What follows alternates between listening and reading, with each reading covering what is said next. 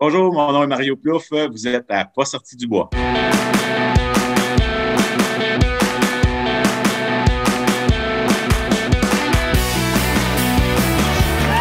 messieurs, votre gagnant du 110 km! Si tu commences à te sentir bien en courant un ultramarathon, fais-toi-en pas, ça va passer. Grand champion du 125 km! C'est maintenant officiel, NAC vient d'ajouter 2 nouvelles saveurs à sa gamme de bars Ultra Énergie, Mocha et Macchiato Caramel. En tant que grand fan de café et en tant que grand fan d'Ultra qui dure toute la nuit, je suis vraiment très content. Les bars continuent d'avoir un ratio de 4 pour 1 en termes de glucides versus protéines et la gang de NAC a décidé d'y ajouter 65 mg de caféine ou l'équivalent d'une shot d'espresso. Puis honnêtement, le goût est complètement fou, c'est le temps d'essayer ça maintenant. Va sur le nacbar.com, remplis ton panier et utilise le code promo pas sorti du bois pour avoir 15% lors de ton premier achat. PASSORTIDUBOIS. Merci NAC et bon épisode. Ouais, ben, on n'est pas sorti du bois, hein? Hey, salut tout le monde, ben oui, je commence en solo. C'est juste pour vous dire que soyez pas surpris, l'épisode part raide. En fait, vous allez voir, Mario a tellement de jasettes, il est tellement intéressant quand il raconte des histoires que dès que le micro a ouvert, avant même qu'on se dise « OK, go, on enregistre », on est tout de suite parti, puis c'est même parlé qu'il entaillait ses érables, puis la discussion a tellement déboulé vite que on l'a fait d'une traite, puis il n'y a pas eu le moment où je vous souhaite la bienvenue, puis où je dis bonjour tout le monde, bienvenue à Pas sorti du bois, épisode numéro 79. Mais non, on est parti direct dans le vif du sujet, puis ça démontre à quel point Mario est un gars qui est intéressant, qui est passionné. Moi, j'ai suivi son flow, on a eu beaucoup de fun, donc j'espère que vous allez avoir autant de fun à écouter cet épisode-là qu'on a eu à l'enregistrer. Merci tout le monde, bon épisode. Tu m'entends, là? Yes!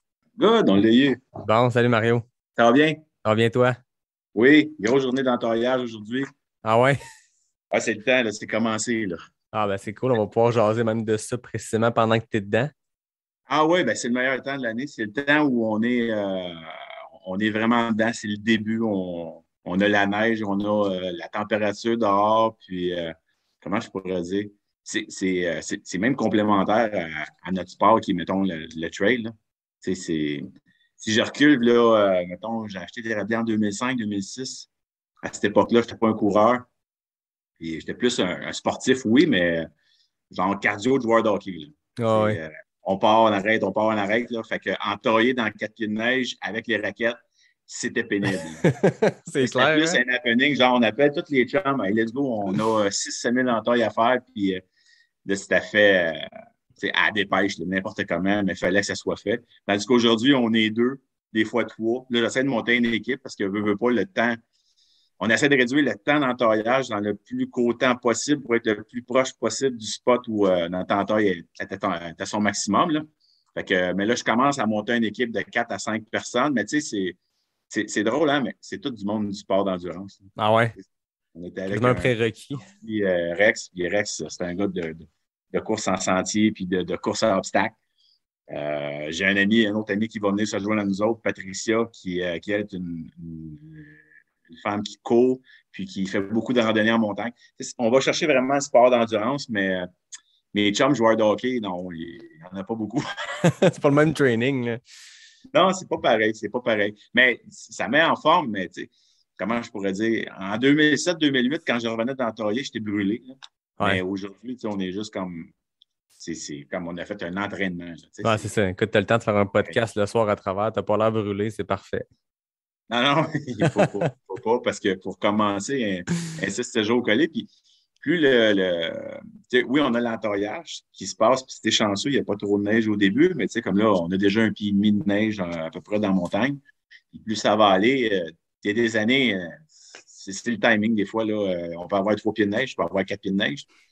Mais le but, c'est d'entailler. Puis oui, après ça, il y a une petite période de 3 semaines, 1 mois d'habitude qu'il y a de la neige, on n'a pas à aller entailler. C'est la période un peu entre les deux, on attend que ça dégèle.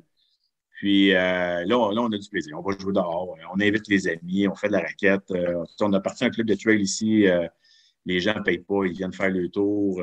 2 sorties officielles, mais une fois que le temps des sucres est parti, les gens, ils viennent pas mal toutes les fins de semaine. Puis on a un c'est cool. balisé. Fait que, on aime ça faire profiter les gens.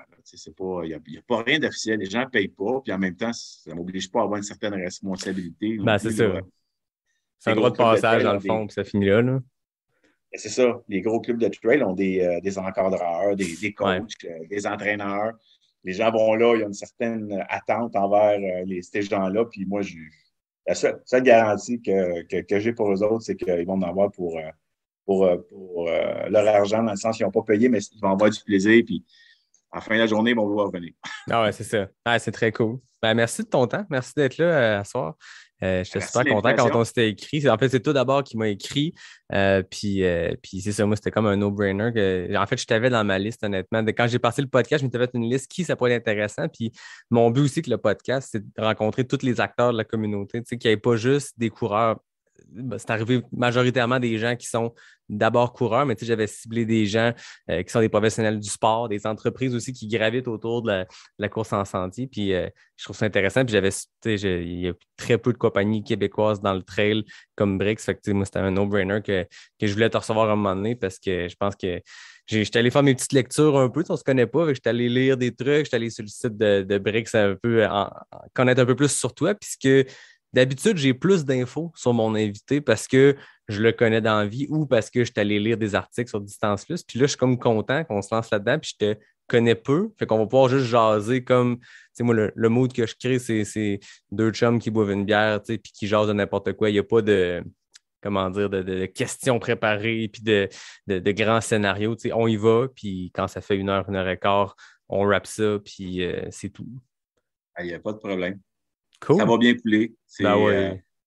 c'est ce qui est le fun là, dans ce milieu-là, la course en sentier, le trail. Ben, j'ai touché un peu à tous les sports, donc course à pied, le vélo, le triathlon, la course en sentier, la course à obstacles aussi. Ouais. J'ai fait un peu tous ces sports-là, j'ai vu la vibe dans tous les styles de course, si on peut dire, si on peut appeler ça comme ça. Puis, tu sais, la vibe, ça ressemble un peu, mais c'est quand même différent. Puis la course à sentier, Cachette, là, c'est vraiment la place la plus familiale dans toutes ces choses-là. Ben ouais, c'est ça. Tu rencontres un gars de trail, il va te compter ta course, puis nous autres, avec le kiosque de Brix, c'est ça qui est le fun. Ben oui. On fait des dégustations, puis tout ça, puis toujours quelqu'un qui arrive, là, puis c'est dur parce que tu as beaucoup de monde à servir, tu as beaucoup de gens. Parce qu'en temps normal, on est très occupé, mais tu as quelqu'un qui te compte sa course, qui te compte son affaire, puis des fois, tu sais que tu as d'autres clients à servir, mais tu te laisses embarquer pareil. Puis ben là, oui. il te compte ta course, tu poses des questions, puis là, toi, tu dis « Ah ouais, moi aussi, j'ai fait telle course. » Puis c'est rare, pas c'est rare, mais tu ne vas pas voir ça dans d'autres. Puis moi, Brix, on va couvrir les autres sports aussi, là. Puis je ne le vois pas autant dans les autres. Là. Puis même, il y en a qui c'est inexistant. Ouais, c'est ça. Ils vont jaser un peu. Là. Dans tous ces sports-là, c'est rare que tu vas rencontrer des gens qui ne sont pas de bonne humeur. L'euphorie de la course est là dans toutes ces sphères-là aussi.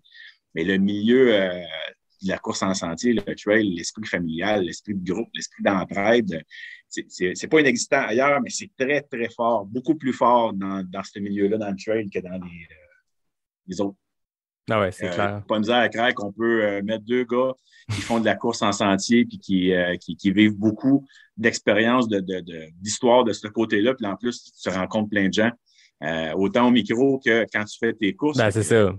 Ben, c'est ce qui fait aussi qu'il y aura toujours du matériel. Tu sais, à un moment donné, quelqu'un qui me demandait, pense-toi, on fait le tour à un moment donné, puis j'étais comme, hey, oublie ça. Tu sais, de un, le sport est en explosion, fait qu'il y a toujours plus de monde qui en font, puis plus il y a de monde qui en font, plus il y a de bonnes histoires à raconter. Puis même les gens qui le font déjà, je veux dire, j'ai reçu des gens 2-3 fois dans le podcast depuis le début parce que chacun vit ses propres expériences. Il y a toujours quelque chose de le fun à raconter puis à rajouter sur le sujet. Fait que je pense pas en venir à bout.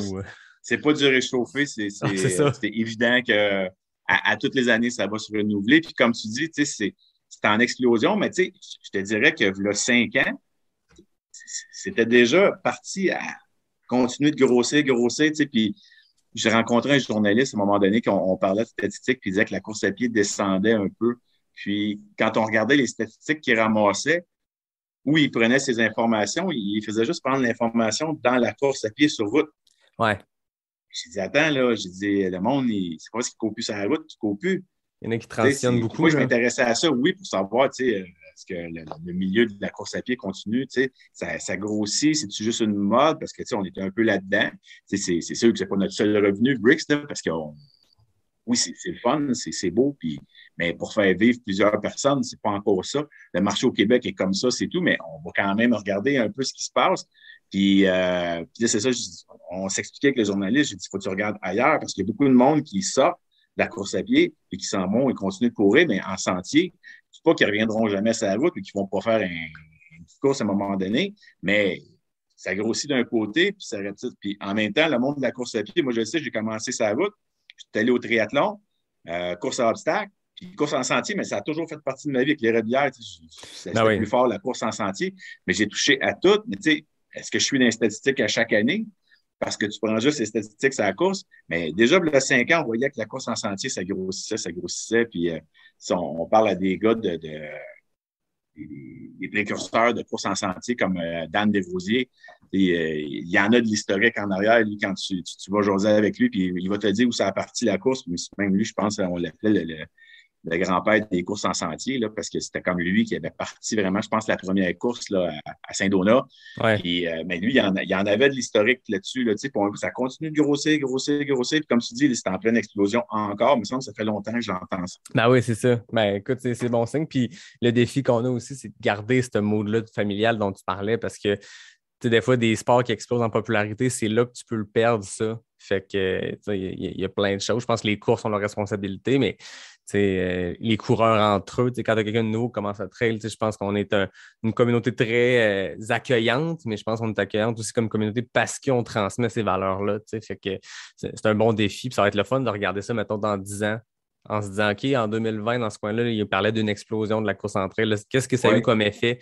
Tout est changeant, puis même à l'international, tout bouge. Puis l'UTMB qui est rendu une série mondiale, puis du monde qui sont fâchés, du monde qui sont pas fâchés. Puis c'est un nouveau sport, même à l'échelle internationale, même si ça fait 50 ans qu'ils font ça en Californie, ça reste que c'est nouveau, puis ça explose en popularité. Puis ça va être bien intéressant de voir ça progresser en espérant que ça garde ce fil-là. En tout cas, à l'échelle québécoise, nous, on a ce contrôle-là ici. Après ça, ce qui se fait ailleurs, c'est pas mondial. Ouais, c'est ça. C'est pas, on a beau rêver, là, on parle d'Olympique, de sport olympique. Il y a eu des discussions là, qui disent non, c'est impossible, ça va être trop plate à regarder. Non, ça dépend.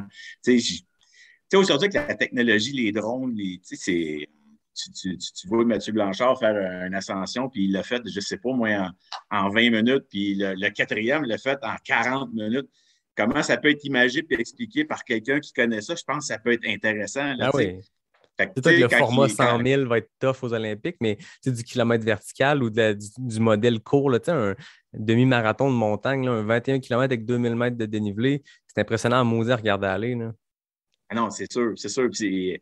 Puis en même temps, moi, je pense que le visuel, il peut être intéressant. Il y en a plein de sports, puis je ne peux pas parler contre un sport comme tel. Là, quand les Olympiques jouent, là, puis que j'ai vraiment le temps, je vais regarder 24 sur 24, là, puis que ce soit n'importe quel sport. Chaque athlète a des histoires intéressantes. La personne qui est en avant, qui nous raconte, puis l'information qu'il ramasse, les journalistes font en sorte des fois que c'est intéressant. Là, le curling, là, le monde dit c'est plate, Thierry.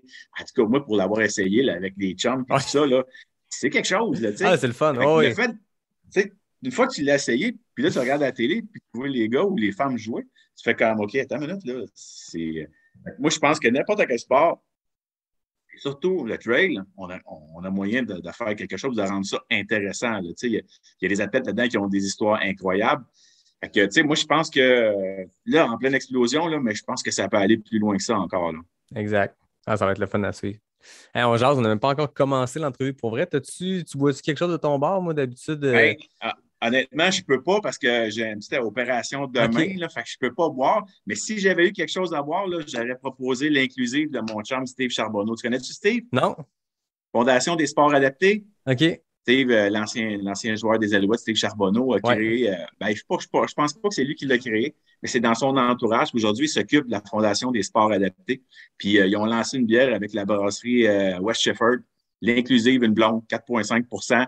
Puis, c'est une bière de tous les jours, si on veut. Là. Puis, cette bière-là, chaque fois que tu la jettes, ça donne des sous à la Fondation des sports adaptés. La Fondation des sports adaptés, c'est qu'eux vont amener les gens. C'était déjà été au Bromont Ultra. Tu as vu passer le DAU à un moment donné. C'est Steve avec sa gang, ça. OK. Eux autres, ils vont amener des gens à courir avec le DAU pour les amener à des sommets de montagne, des choses comme ça. Ça a commencé un peu comme ça, puis c'est rendu beaucoup plus loin. Ils font du ski alpin, ils font du ski nautique, tous les sports que tu peux faire, de l'escalade, où ils ont besoin d'accompagnement. Ben, Steve, avec la fondation, vont y aller avec le bénévole, puis tout ça. Fait que c'est une belle fondation. J'ai trouvé ça l'idée géniale. Ça a été lancé cet été. Après 6 mois, je pense qu'ils ont réussi à ramasser comme 6 000 juste avec la vente de cette bière-là. Fait que, puis pour l'avoir goûté, ben, c'est excellent. Bon, mais tu la vends très bien, c'est parfait. Écoute, tu peux pas la boire, mais tu la vends encore mieux que si tu étais en train de la boire et de la déguster. Fait que c'est parfait. Ouais, si j'aurais pu, j'aurais été heureux de t'accompagner, mais bref, on peut pas. Ben non, c'est bien correct. Écoute, moi, j'ai décidé de faire janvier sans alcool. Fait que je suis dans la IPA sans alcool de Boréal. Fait que je trouve que c'est une belle alternative. Tant qu'à boire quelque chose, j'aime bien le goût de la bière. Après ça, c'est pas l'alcool dedans qu'on recherche. Fait que je trouve que, en tout cas, je suis commandité par Boréal, je les salue, mais ça reste que, pour vrai, je n'ai goûté plein des bières sans alcool. La IPA hors sentier est quelque chose parce que tu as vraiment le feel de boire une IPA. Puis tu sens pas, t'as pas l'impression que c'est une bière sans alcool. Fait que c'est bien impressionnant. Là. Non, j'ai découvert ça, moi, avec la bière sans alcool, puis il y a un net progrès depuis les dernières années, là, parce qu'avant, c'était comme, OK, non, non, on passe à autre chose, mais là, on est capable de déguster puis de retrouver le goût de la bière pour le vrai. Moi, tu le sais, d'habitude, je commence mon entraînement en demandant qu'est-ce que tu bois, puis tout. On s'en est jasé. Tu m'as vendu la bière dont tu parlais tantôt super bien, mais là, moi, j'ai besoin d'énergie. J'ai besoin d'un petit boost avant de commencer l'entrevue. J'ai un produit ici, je ne sais pas si tu connais, c'est Brix. Je ne sais pas si c'est un produit à base d'érable. En tout cas, moi, je vais me caler un premier Brix avant de commencer l'entrevue. J'ai besoin d'un petit boost. Quelle saveur tu as choisi? Écoute, moi, je dois le dire, mon préféré, c'est définitivement celle de l'Himalaya. Je ne suis pas la personne là-dedans la plus sucrée au monde, mais j'ai toujours utilisé vos produits chez Brix parce que là, on niaise, mais tu es le fondateur de Brix, on va en jaser. Oui. Mais le petit côté salé mixé à ça, j'aime beaucoup. Puis moi, en plus, c'est drôle, tantôt, je voulais faire le gag en me disant je vais prendre des Brix pendant l'entrevue. Je fouille dans ma boîte de gear nutritionnel. Puis j'ai retrouvé un Brix, là, tu vas le voir à l'écran peut-être, mais l'année passée, en 2021, ma blonde avait pogné ma caisse de Brix et avait écrit avec un Sharpie des petits messages d'encouragement pour que pendant ma course, quand je sorte mes Brix, je vois soit des niaiseries, soit des petits mots. Puis là, par hasard, j'ai vu qu'il en restait un. Fait que je ne savais pas si tu savais que tes produits ne servent pas juste à te booster en termes d'énergie, mais en plus, ils peuvent servir de petits calepins, de petits bloc-notes. Fait qu'en tout cas, je trouve ça drôle. C'est pas stagé, mais voilà. Donc. Il y a plusieurs utilisations. Mais oui, avec le sel et le Himalaya, le sucré salé, c'est un bon. C'est là qu'on dégage. On a 2 saveurs les plus populaires, là, le sucré salé puis érable, le pur érable avec Brix. Là. Puis c'est là qu'on sépare un peu des gens qui ont la dent sucrée, juste mettons le sucre, puis ceux qui sont sucrés salés. Là. Exact. C'est un éternel combat entre les deux. Là. Les deux font la job côté énergie. Oui, le sel de l'Himalaya, je pense que c'est encore sur le marché celui qui a le plus de sodium dans le gel. Ouais. Mais ça vient donner une autre saveur, mais oui, il va surtout nous aider avec le sodium là, pour les crampes et tout ça. Là. Puis avec là, on a d'autres saveurs, mais on a gardé la base du sodium. Ben oui, puis je pense que ce qui est le fun pour n'importe quel athlète d'endurance qui écoute, qui a eu à enchaîner plusieurs gels, plusieurs produits, c'est de changer un peu le mal de place parce que tu as bien beau le meilleur gel. Moi, comme je te dis, je suis vendu sur cette saveur-là. À un moment donné, tu peux pas. En tout cas, je connais très peu de monde qui peuvent faire une course complète. Quand on parle de longue course, un 30 kilos, tu peux le faire sur des gels. Un 100 miles, ça devient tannant d'être seulement sur le même produit. C'est bon pour n'importe quoi. Moi, spoiler alert, je suis avec NAC depuis longtemps, autant pour le podcast que comme athlète, mais bien sûr, je consomme autre chose parce que encore là, le but, c'est de diversifier. J'aime les produits NAC, j'aime diversifier, mais à un moment donné, NAC n'a pas de gel. Là, tu as un gel à l'érable, là, tu pitches ça à travers. Après ça, tu pognes de quoi un peu plus sucré, tu ramasses des chips dans un ravito. Fait que tu sais, de mixer sucré, salé, type de saveur, moi, je le sais. En tout cas, c'est devenu la clé. Puis je trouve ça le fun parce que maintenant, vous avez plusieurs sortes. Je me rappelais, première course, il y a quelques années, quand j'ai commencé, j'alternais celle Himalaya puis l'original. Mais là, avec framboise, avec bleuet. Puis là, j'ai vu gingembre que je n'ai pas encore goûté. Oui. Ça amène une belle diversité de saveurs. Puis je pense que c'est ça que les athlètes recherchent aussi. Là, parce que tout à fait. c'est tough. C'est la même chose sans arrêt. peux pas aligner 15, 20, 25 heures là, avec tout le temps la même affaire. Quoique, il y a JS, un de nos ambassadeurs, Jean-Sébastien Drolet, qui, lui, Oui. le diabétique runner, là, il est capable d'en enfiler 20, 25. Là.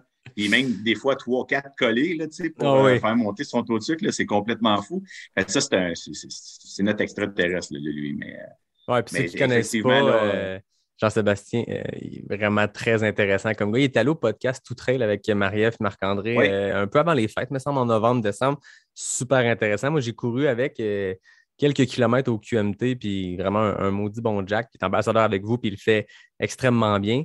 Là, on parle de oui, saveur, on parle d'ambassadeur, on est rendu loin. Moi, j'ai comme le goût de revenir à oui, la source. C'est de là qu'on veut commencer.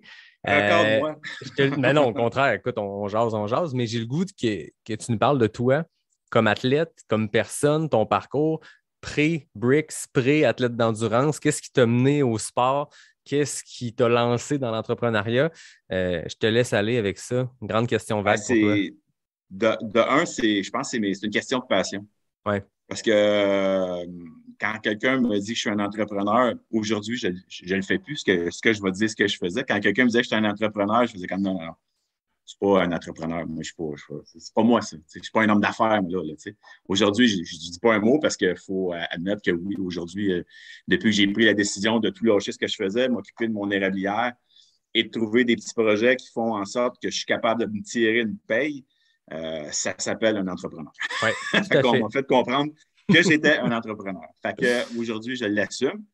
Qu'est-ce qui m'a amené là? C'est vraiment mes passions. Mon érablière, pour commencer, avant, un jour, j'ai acheté ça en 2005-2006. Puis là, je lâchais, j'étais superviseur en usine, en électromécanique, production. Je me suis promené un peu là-dedans. Puis à un moment donné, j'ai acheté mon érablière qui me demandait un 4-5 mois d'ouvrage par année. Fait que là, il fallait que je trouve autre chose pour compléter. J'étais allé tracer la construction avec des amis. Puis à un moment donné, ben, c'est la construction, mes amis, ils voulaient que je passe plus de temps. Puis mon érablière me disait, hey, il faut que tu passes plus de temps avec moi aussi. Fait que là, j'ai fait comme, faut choisir. Fait que j'ai choisi mon érablière. Je savais qu'il arriverait deux choses. Je ferais moins d'heures, puis je ferais moins d'argent. Il m'est arrivé juste une des deux. Je fais moins d'argent, mais je fais plus d'heures.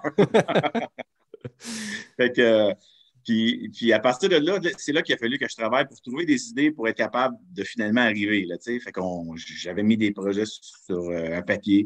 On partait de la transformation du sirop, faire du beurre, de la que je faisais déjà à temps perdu juste pour les amis et tout ça. Puis j'étais un perfectionniste un peu. Hein, si je fais du beurre d'érable, je veux que ce soit le meilleur beurre d'érable. Puis le beurre d'érable, quand tu commences, ben, tu réussis pas tout le temps. Il a fallu que j'aille regarder un peu comment ça marchait. Puis à l'époque, c'était pas comme aujourd'hui, juste c'est facile, on retrouve l'information partout, comment faire un bon beurre d'érable. Puis sur les papiers, j'avais ça. Comment je peux faire de l'argent avec ça? Ben, on a commencé à faire des produits, les envoyer dans les écoles pour ramasser des sous. Au lieu de vendre des barres de chocolat, des oranges, du papier de toilette, ils vendaient des produits d'érable. On a roulé un peu avec ça un peu au début. J'avais mon gel parce que là, j'avais commencé à faire du sport d'endurance, même quand avant de lâcher la construction, j'avais commencé un peu la course à pied. Puis là, c'est un peu comme tout le monde, tu prends 5 km, puis après 5 km, tu t'en vas à 10. Puis là, je suis en sentier, puis là, je regarde les courses en sentier, les distances allongent, puis la nutrition, c'est quoi un boost d'énergie? Puis là, un peu comme tout le monde, j'essaye des gels, puis un peu comme tout le monde, fait comme, c'est mauvais. C'est pâteux, ça prend un gallon d'eau pour faire passer ça, puis moi, je savais que mon sirop d'érable, ça donne de l'énergie, c'est un sucre rapide. Là, je me mets à fouiller un peu là-dessus. Puis, on pourrait faire un gel. On fait des tests, on fait des essais-erreurs. Je me souviens avec le club de trail à Bromont, avec la gang qu'il y a là, dont Audrey Laroquette, qui est la fille qui s'occupe, qui a créé ça avec Alistair Gardner. Puis je faisais des tests là-bas, écoute, pommes, sirop d'érable. Puis même à l'époque, on était avec d'autres produits pour simuler les fruits, qui étaient peut-être moins naturels, mais c'était pas bon. C'était pas bon comme ce qu'on a là sur le marché. Puis des fois, on se cassait trop la tête à avoir une recette qui faisait en sorte que tu avais tout là-dedans. Puis ça venait compliquer la digestion. Puis à un moment donné, c'était comme, ben non, ça prend juste ça. Puis c'est comme ça qu'on le fait, puis ça marche. Si on concentre le sirop d'érable, on empêche la cristallisation. C'est plus technique un peu, mais quand tu connais le sirop d'érable, c'est des choses qui se font quand même bien si tu fais attention. Fait que c'est un peu comme ça que j'ai commencé, mais on le faisait pour les amis. Là. Même avant que je le lance, on le faisait pour les amis. C'était pas officiel. Puis tout le monde disait, non, Mario, il faut que tu le commercialises. Faut que tu le commercialises. T'sais. Oui, mais non. C'est comme, je n'étais pas encore rendu là. Puis à un moment donné, c'était comme, OK, on le fait. Puis là, je fais des démarches, appelle des compagnies, faire du co-packaging, puis ci, puis ça. Ben non, il faut que tu t'ajoutes une machine. Ben, c'est de l'argent, acheter une machine. Là, c'est comme, faut vraiment que tu mettes ta tête sur la bûche. C'est sûr, après tout ce temps-là, parce que ça fait quand même, Brooks a commencé sa 6e année en octobre 2021. Puis je te dirais que ça fait 7 ans, quasiment 8 ans que le projet est là, puis on pense à lancer un gel. Mais avant de le faire, le mettre sur le marché, mettre ta tête sur la bûche, sortir tes sous, puis d'y croire, parce que, écoute, à l'époque, avec la maison de la course, José Prévost, qui est propriétaire, je la connais un peu parce que je suis impliqué dans la course pareil, même si je ne fais pas de nutrition. On fait du bénévolat. On organise des courses gourmandes à l'époque qui étaient gros, qui étaient lancées tout en tombe avec le demi-marathon des érables. J'étais impliqué là-dedans. Moi, je voulais amener mon sirop au coureur et tout ça. Puis, je parlais avec José de la maison de la course. Je dis, des gels, ils s'en vendent-tu gros par mois? Puis, c'est fou, là, la différence entre cette époque et aujourd'hui. Là. Et José a dit, écoute, des chiffres, il faudrait que je refouille dans mes papiers, mais je pense que ce qu'elle m'avait lancé, c'est comme, tu sais, des gros mois, Mario, là, tu vas vendre pour... on va vendre, pas dessus. On va vendre en gel peut-être pour 2 000 $, 3 000 C'est OK, c'est pas d'argent. C'est ça. Tu fais ton gel à toi, là, tu sais, il va rentrer dans les 3 000 $, puis là, tu arrives contre des grosses compagnies, là, puis nous autres, à l'époque, on regarde ça, c'est Garneau, c'est Gu, c'est Stingers, on veut pas ça. Là, c'est des grosses machines aussi, tu sais, Gu et tout, c'est des grandes entreprises à l'international qui ont des gros sièges sociaux aux États-Unis. Tu sais, tu te bats contre c'est David contre Goliath solide, là. Ben oui, puis c'est pas long qu'ils sont tous des Goliaths, là. Hein. C'est pas. Puis, en tout cas, on va en reparler un peu plus tard, là, mais l'argent, la grosse argent, c'est facile pour des compagnies qui ont déjà beaucoup de fonds lancer un produit. Mais pour un petit cul de cabane à sucre qui décide de mettre toutes ses économies puis de dire go, on fonce, là, tu mets le pied dans quelque chose que tu connais pas. Tout ce que tu connais, c'est ton huile de coude, ton esprit mécanique, parce que faire marcher une machine comme ça, ça en prend là, un peu l'esprit mécanique là, puis de la débrouillardise, là, tu sais. Fait qu'avec tout ça, tu sais, j'ai José qui me dit un peu comment ils vendent les gros mois puis tout ça. Je fais comme OK, ça va être un produit qui va être vendu à côté de ma canne de sirop d'érable. Puis c'est tout. Puis ça va être un petit surplus, tu sais, c'est comme ça. Puis, mais tu sais, entre le moment où j'ai fait un peu l'étude de marché, puis le mettre vraiment sur le marché, il s'est passé probablement un an et demi. Déjà là, ça avait bougé beaucoup. Là. Je me souviens, là, une fois qu'on a mis ça en ligne, là, c'était 10 boutiques dans 2 semaines, puis 4 mois après, c'était 50, 60, 100 boutiques. Ouais. Fait que, ça allait rapidement, mais c'est sûr qu'on avait un bon réseau parce que tu t'impliques dans la course à pied. Mon sirop d'érable, tu es déjà connu dans le milieu sportif. Les coureurs dans le coin de Bromont me connaissaient aussi. Fait que, dès que puis j'en ai parlé beaucoup ces réseaux. C'est peut-être une bêtise que j'ai faite aussi. Quand tu as un beau projet comme ça, tu en parles ces réseaux. Moi, je suis assez transparent. Là, fait que, je pense pas que c'est une erreur parce qu'au contraire, moi, je travaille en communication, en marketing. Il n'y a rien de plus. Il n'y a rien d'aussi performant comme publicité, comme marketing, quand c'est organique, quand c'est naturel, quand c'est humain. Là, tu es le gars qui le produit, qui en parle. C'est la meilleure pub que tu peux faire. Un peu comme avec un réseau d'ambassadeurs. Tu as des gens qui l'utilisent puis que ça marche bien puis qui le disent. C'est tout. Pas besoin d'avoir des contrats de nombre de pauses par semaine. Non. Laisse-le organiquement, laisse les gens jaser. Puis dans ce cas-ci, dans ton cas, il y a une histoire vraiment le fun en arrière de ça. C'est une histoire humaine. Puis les Québécois, de manière générale, je ne vais pas généraliser, mais je pense qu'ils aiment les success stories locales, les produits locaux. Ça fait longtemps qu'on parle d'achat local au Québec. C'est pas parfait, on peut toujours s'améliorer, mais là, oui, un coureur qui va dans n'importe quel magasin de course voit les étagères remplies de produits américains ou peu importe, puis avec des saveurs pas possibles, puis surtout des listes d'ingrédients pas possibles. Là, c'est supposé être naturel, puis tu ne peux pas nommer la moitié tu peux pas prononcer la moitié des ingrédients parce que tu ne sais pas comment le dire.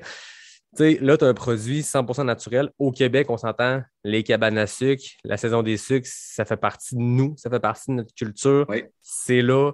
c'est simple, ça sort de l'arbre, tu le fais cuire. Bon, je simplifie grossièrement le procédé, mais on s'entend, il n'y a pas plus naturel. Ça sort d'un arbre, ça s'en va dans une canne, tu le bois, tu le manges. Tu sais, on est loin des listes pas possibles des grandes compagnies américaines. Fait que, tout ça, on dirait que c'est dans ton branding, c'est dans ton histoire, mais ça contribue beaucoup parce que c'est proche du monde. Je pense que les coureurs québécois, je peux comprendre pourquoi à l'époque, ça allait exploser. Ils ont fait OK, tant qu'à m'acheter des affaires pas possibles qui sont probablement pas bonnes pour ma santé, je vais me connecter direct avec la nature, littéralement. Hein.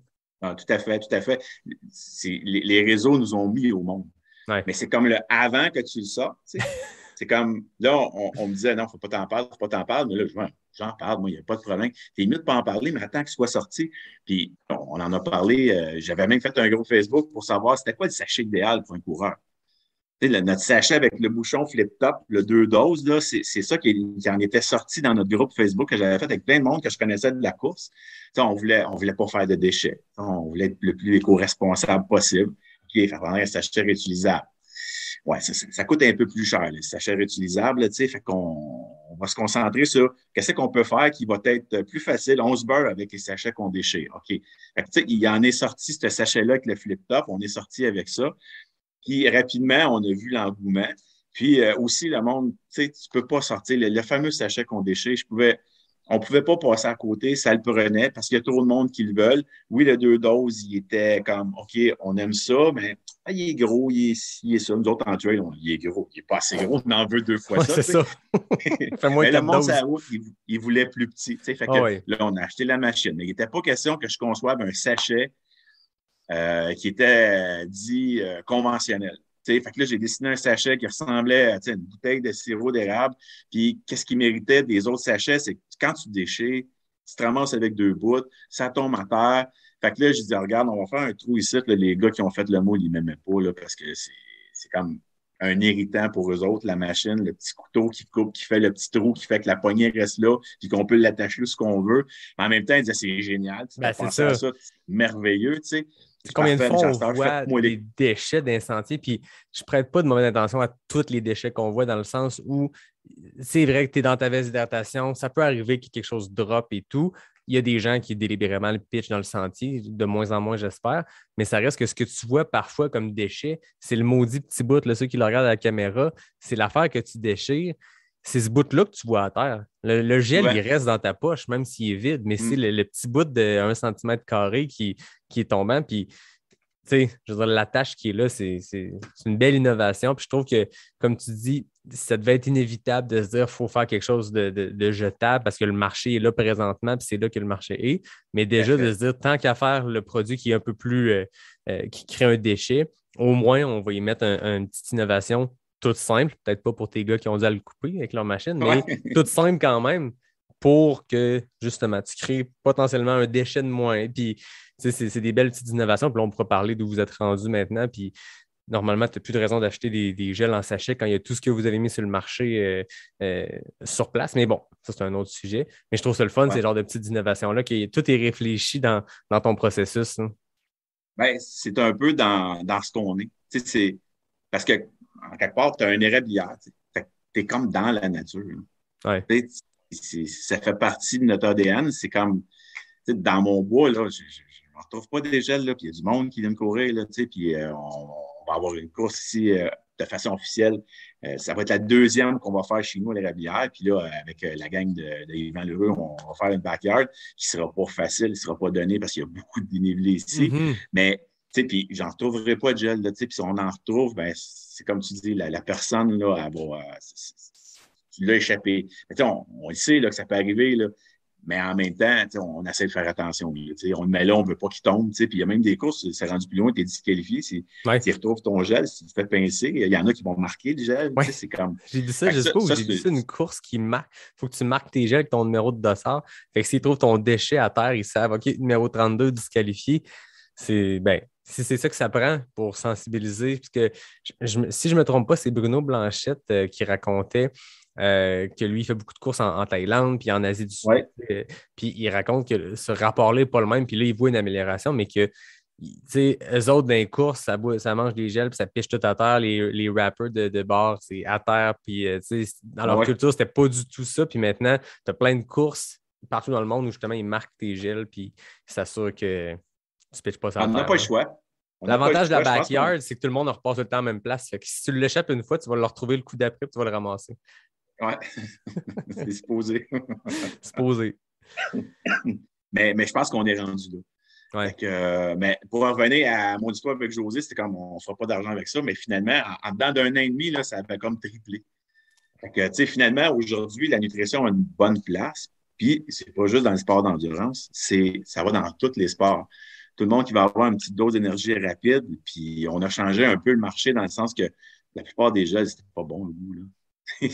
Là, on a quelque chose qui est bon au goût, là. Avant, ouais, c'est pas le choix, là. C'est là, il faut que je prenne mon gel, là, tu sais, puis t'avais pas le goût, mais à cette heure, c'est comme, si tu le temps, là, je vais te prendre mon gel, là, si tu le temps, là, je le veux, t'as hâte de le prendre, tu sais, fait que c'est un peu comme ça que c'est arrivé. C'est mes deux passions, c'était d'être sportif, d'aimer bouger. Puis mon autre passion, c'est le sirop d'érable. Qu'est-ce qu'on peut faire de plus avec le sirop d'érable? Puis on a tout ce qu'il faut dans le sirop d'érable, ou presque tout. C'est pas la formule miracle. Là, on ajoute du sodium pour nous aider côté électrolyte. Mais le sucre rapide, je pense qu'il n'y a pas un sucre qui va être aussi rapide, qui va être assimilé puis digéré aussi rapidement que celui-là. Au début, dans ma deuxième année, je pense, il y a des parents de jeunes joueurs de hockey ou de jeunes joueurs de soccer qui m'approchaient. Puis mon premier réflexe, c'était comme, on va pas booster les enfants. Là, les parents me regardaient, pourquoi pas? Moi, quand il va jouer l'été dehors, puis qu'il y a un tournoi de soccer, puis qu'il y a 3 parties dans cette journée, là, je ne sais plus quoi y donner. Là. Puis ils ont des baisses d'énergie. Ben, ça, ils aiment ça. C'est naturel. Ils veulent faire manger d'autres choses. Ils n'ont pas le goût. Ça, ils s'achètent du sirop d'érable, Brix, là, ils me les piquent toutes anyway dans mon garde-manger. Là, quand je donne ça, là, il est fusé pendant 1 heure. Puis après ça, il est correct. Fait que là, on a fait comme, OK, non, c'est pas fou. Contrôlé par les parents, ça fait du sens, mais c'est un peu comme donner des bonbons à un enfant pour rien. Mais non, c'est eux qui m'ont éduqué à comme, non, ton produit est bien plus que pour la personne qui court. Là. Il est pour tous ceux qui veulent avoir une petite dose d'énergie. La randonnée, écoute, des gars, c'est la construction. L'après-midi, il est rendu 4 heures, on veut faire 2 heures. Je prends mon gel de Brix. Fait que, tu sais, ça a fait sa place un peu partout comme de l'énergie. Tu sais, des fois, moi, j'ai 50 ans, tu sais, puis je repense dans le temps, la fameuse barre Mars. Là. Une barre Mars au travail, une barre Mars ici, puis aujourd'hui, c'est un Brix. C'est un sachet de Brix, mais avec quelque chose de meilleur pour la santé que juste le sucre de la barre de chocolat. Exact, c'est pas un sucre transformé. Mais c'est ça s'applique pas juste, là, on en parle parce que c'est la course en sentier et tout, mais comme tu dis, même au début, vous êtes propagé à travers la course de route, les triathlons. Moi, je vous ai connu du temps où, avant de faire de la trail, moi, je faisais des courses à obstacles dans les Spartan Race, il y avait les kiosques qui étaient là, puis pour la petite histoire, là, moi, ce qui est très drôle, c'est que tu parlais des gels pas mangeables avant. Première course de route à vie. Tu sais, ça fait une couple d'années que je cours. J'essaie de m'inscrire à un 10 km marathon des Deux-Rives à Québec. Première expérience de course. Je ne sais pas trop comment ça se passe. Je fais ma course au ravito du 5e kilomètre. Il y a des gels. Il y a un bénévole qui donne des gels au monde. Moi, je n'ai aucune idée de ce que c'est. Je n'ai jamais essayé ça. Je m'en vais faire un 10 km. Je n'ai pas besoin d'un gel, mais je suis dans le mood. Je fais, hey, moi, essayer ça. Écoute, c'était au melon d'eau. C'était dégueulasse. C'est exactement le feeling que tu disais tantôt, là. Pire erreur de ma course. Pour ça, j'ai eu mal au cœur le reste de la course. Puis moi, dans ma tête, c'était hey, il y a du monde qui aime ces gels, mais moi, c'est fini. Fast forward, 2-3 ans plus tard, je fais des courses obstacles. À Stoneham, il y a un kiosque de Brix, puis je goûte au truc. Je fais OK, c'est pas le même game du tout. Puis c'est là que je me suis mis à en consommer. Puis Mario ne me paye pas pour raconter cette anecdote-là. C'est vraiment vrai. Mais c'est ça. À un moment donné, tu découvres quelque chose qui est différent. Puis il y en a qui les aiment. S'ils se vendent ces gels-là, il y a du monde qui aime peut-être ces saveurs-là plus artificielles, mais sirop d'érable, moi, je trouve que ça coule un peu plus doux parce que c'est bon au goût, mais c'est pas fort. Je veux dire, ça te fait pas plisser des yeux parce que ouf, c'est un bon kick, là, c'est intense, ça goûte le melon d'eau, quelque chose de clairement pas naturel. Là. Ouais, non, mais tu dis ça, puis ça me fait penser à les premières fois qu'on faisait un kiosque. Là, puis à l'époque, quand moi j'ai lancé Brix, là, il n'y avait pas du monde qui faisait déguster. Là, c'était comme ils vendaient des produits, mais tu ne pouvais pas déguster. Puis moi, je viens de mon érablière. J'avais déjà fait des shows pour faire goûter mon sirop, puis à l'aveugle, parce que le monde, ils ont déjà une idée toute faite de ce qu'ils veulent avoir comme sirop d'érable. Moi, je veux du clair, je veux du foncé. Moi, je veux du extra clair. Là, moi, ce que je faisais, c'est qu'on cachait notre sirop d'érable. C'est quoi que t'aimes? Un sirop clair. Non. Qu'est-ce que t'aimes comme goût? T'aimes-tu que ça va prononcer, pas prononcer, puis tout ça, tu sais. Fait que là, le monde, la plupart du temps, ils étaient surpris parce que les autres, ce qu'ils voulaient, c'était un goût d'érable, mais tu sais, juste pas trop fort, mais que ça goûte l'érable. Puis quelqu'un disait, je veux que ça goûte fort, mais tu sais, il restait surpris de voir que le sirop qu'il voulait avoir, qui était, mettons, un extra clair, mais c'était pas ça c'est pas ça qu'il, au goût, aimait.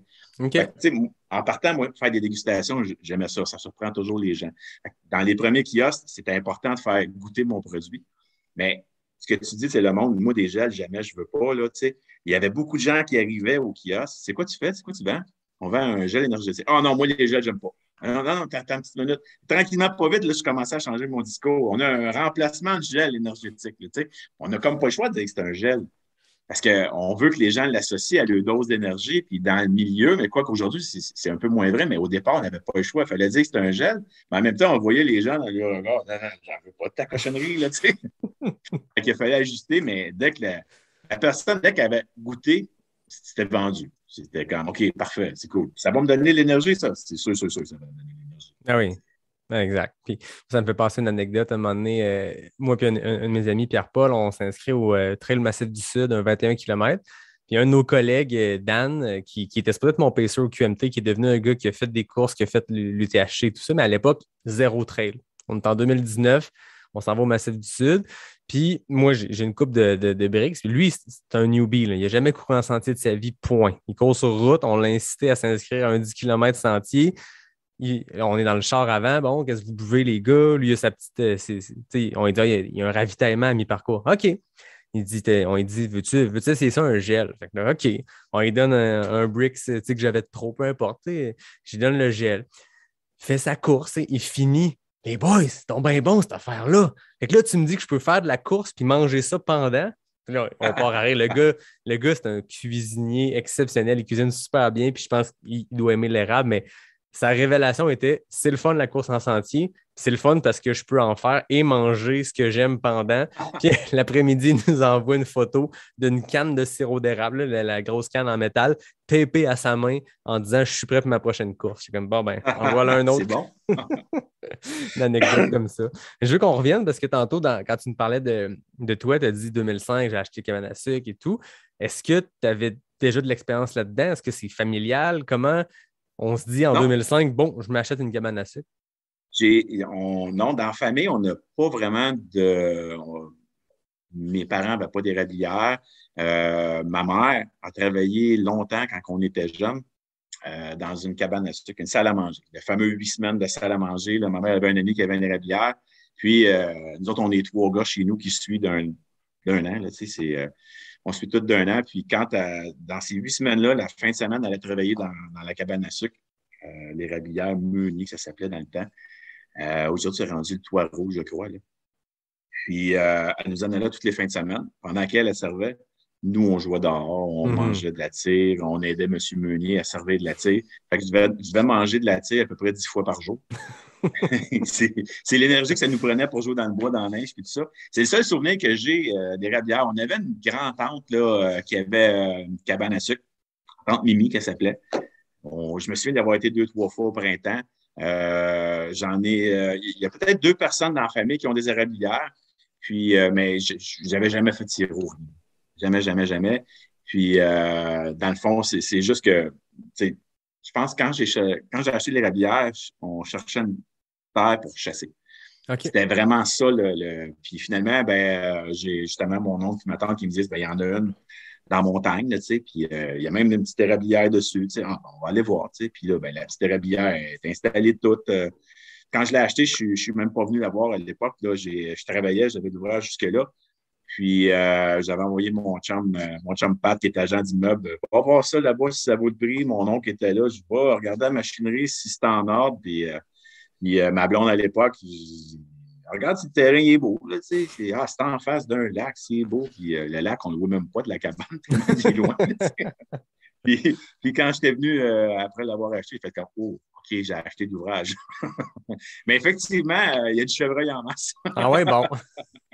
Fait que, mais rapidement, tout l'équipement était là pour faire du sirop d'érable. Fait que la première année, on a acheté ça genre en février.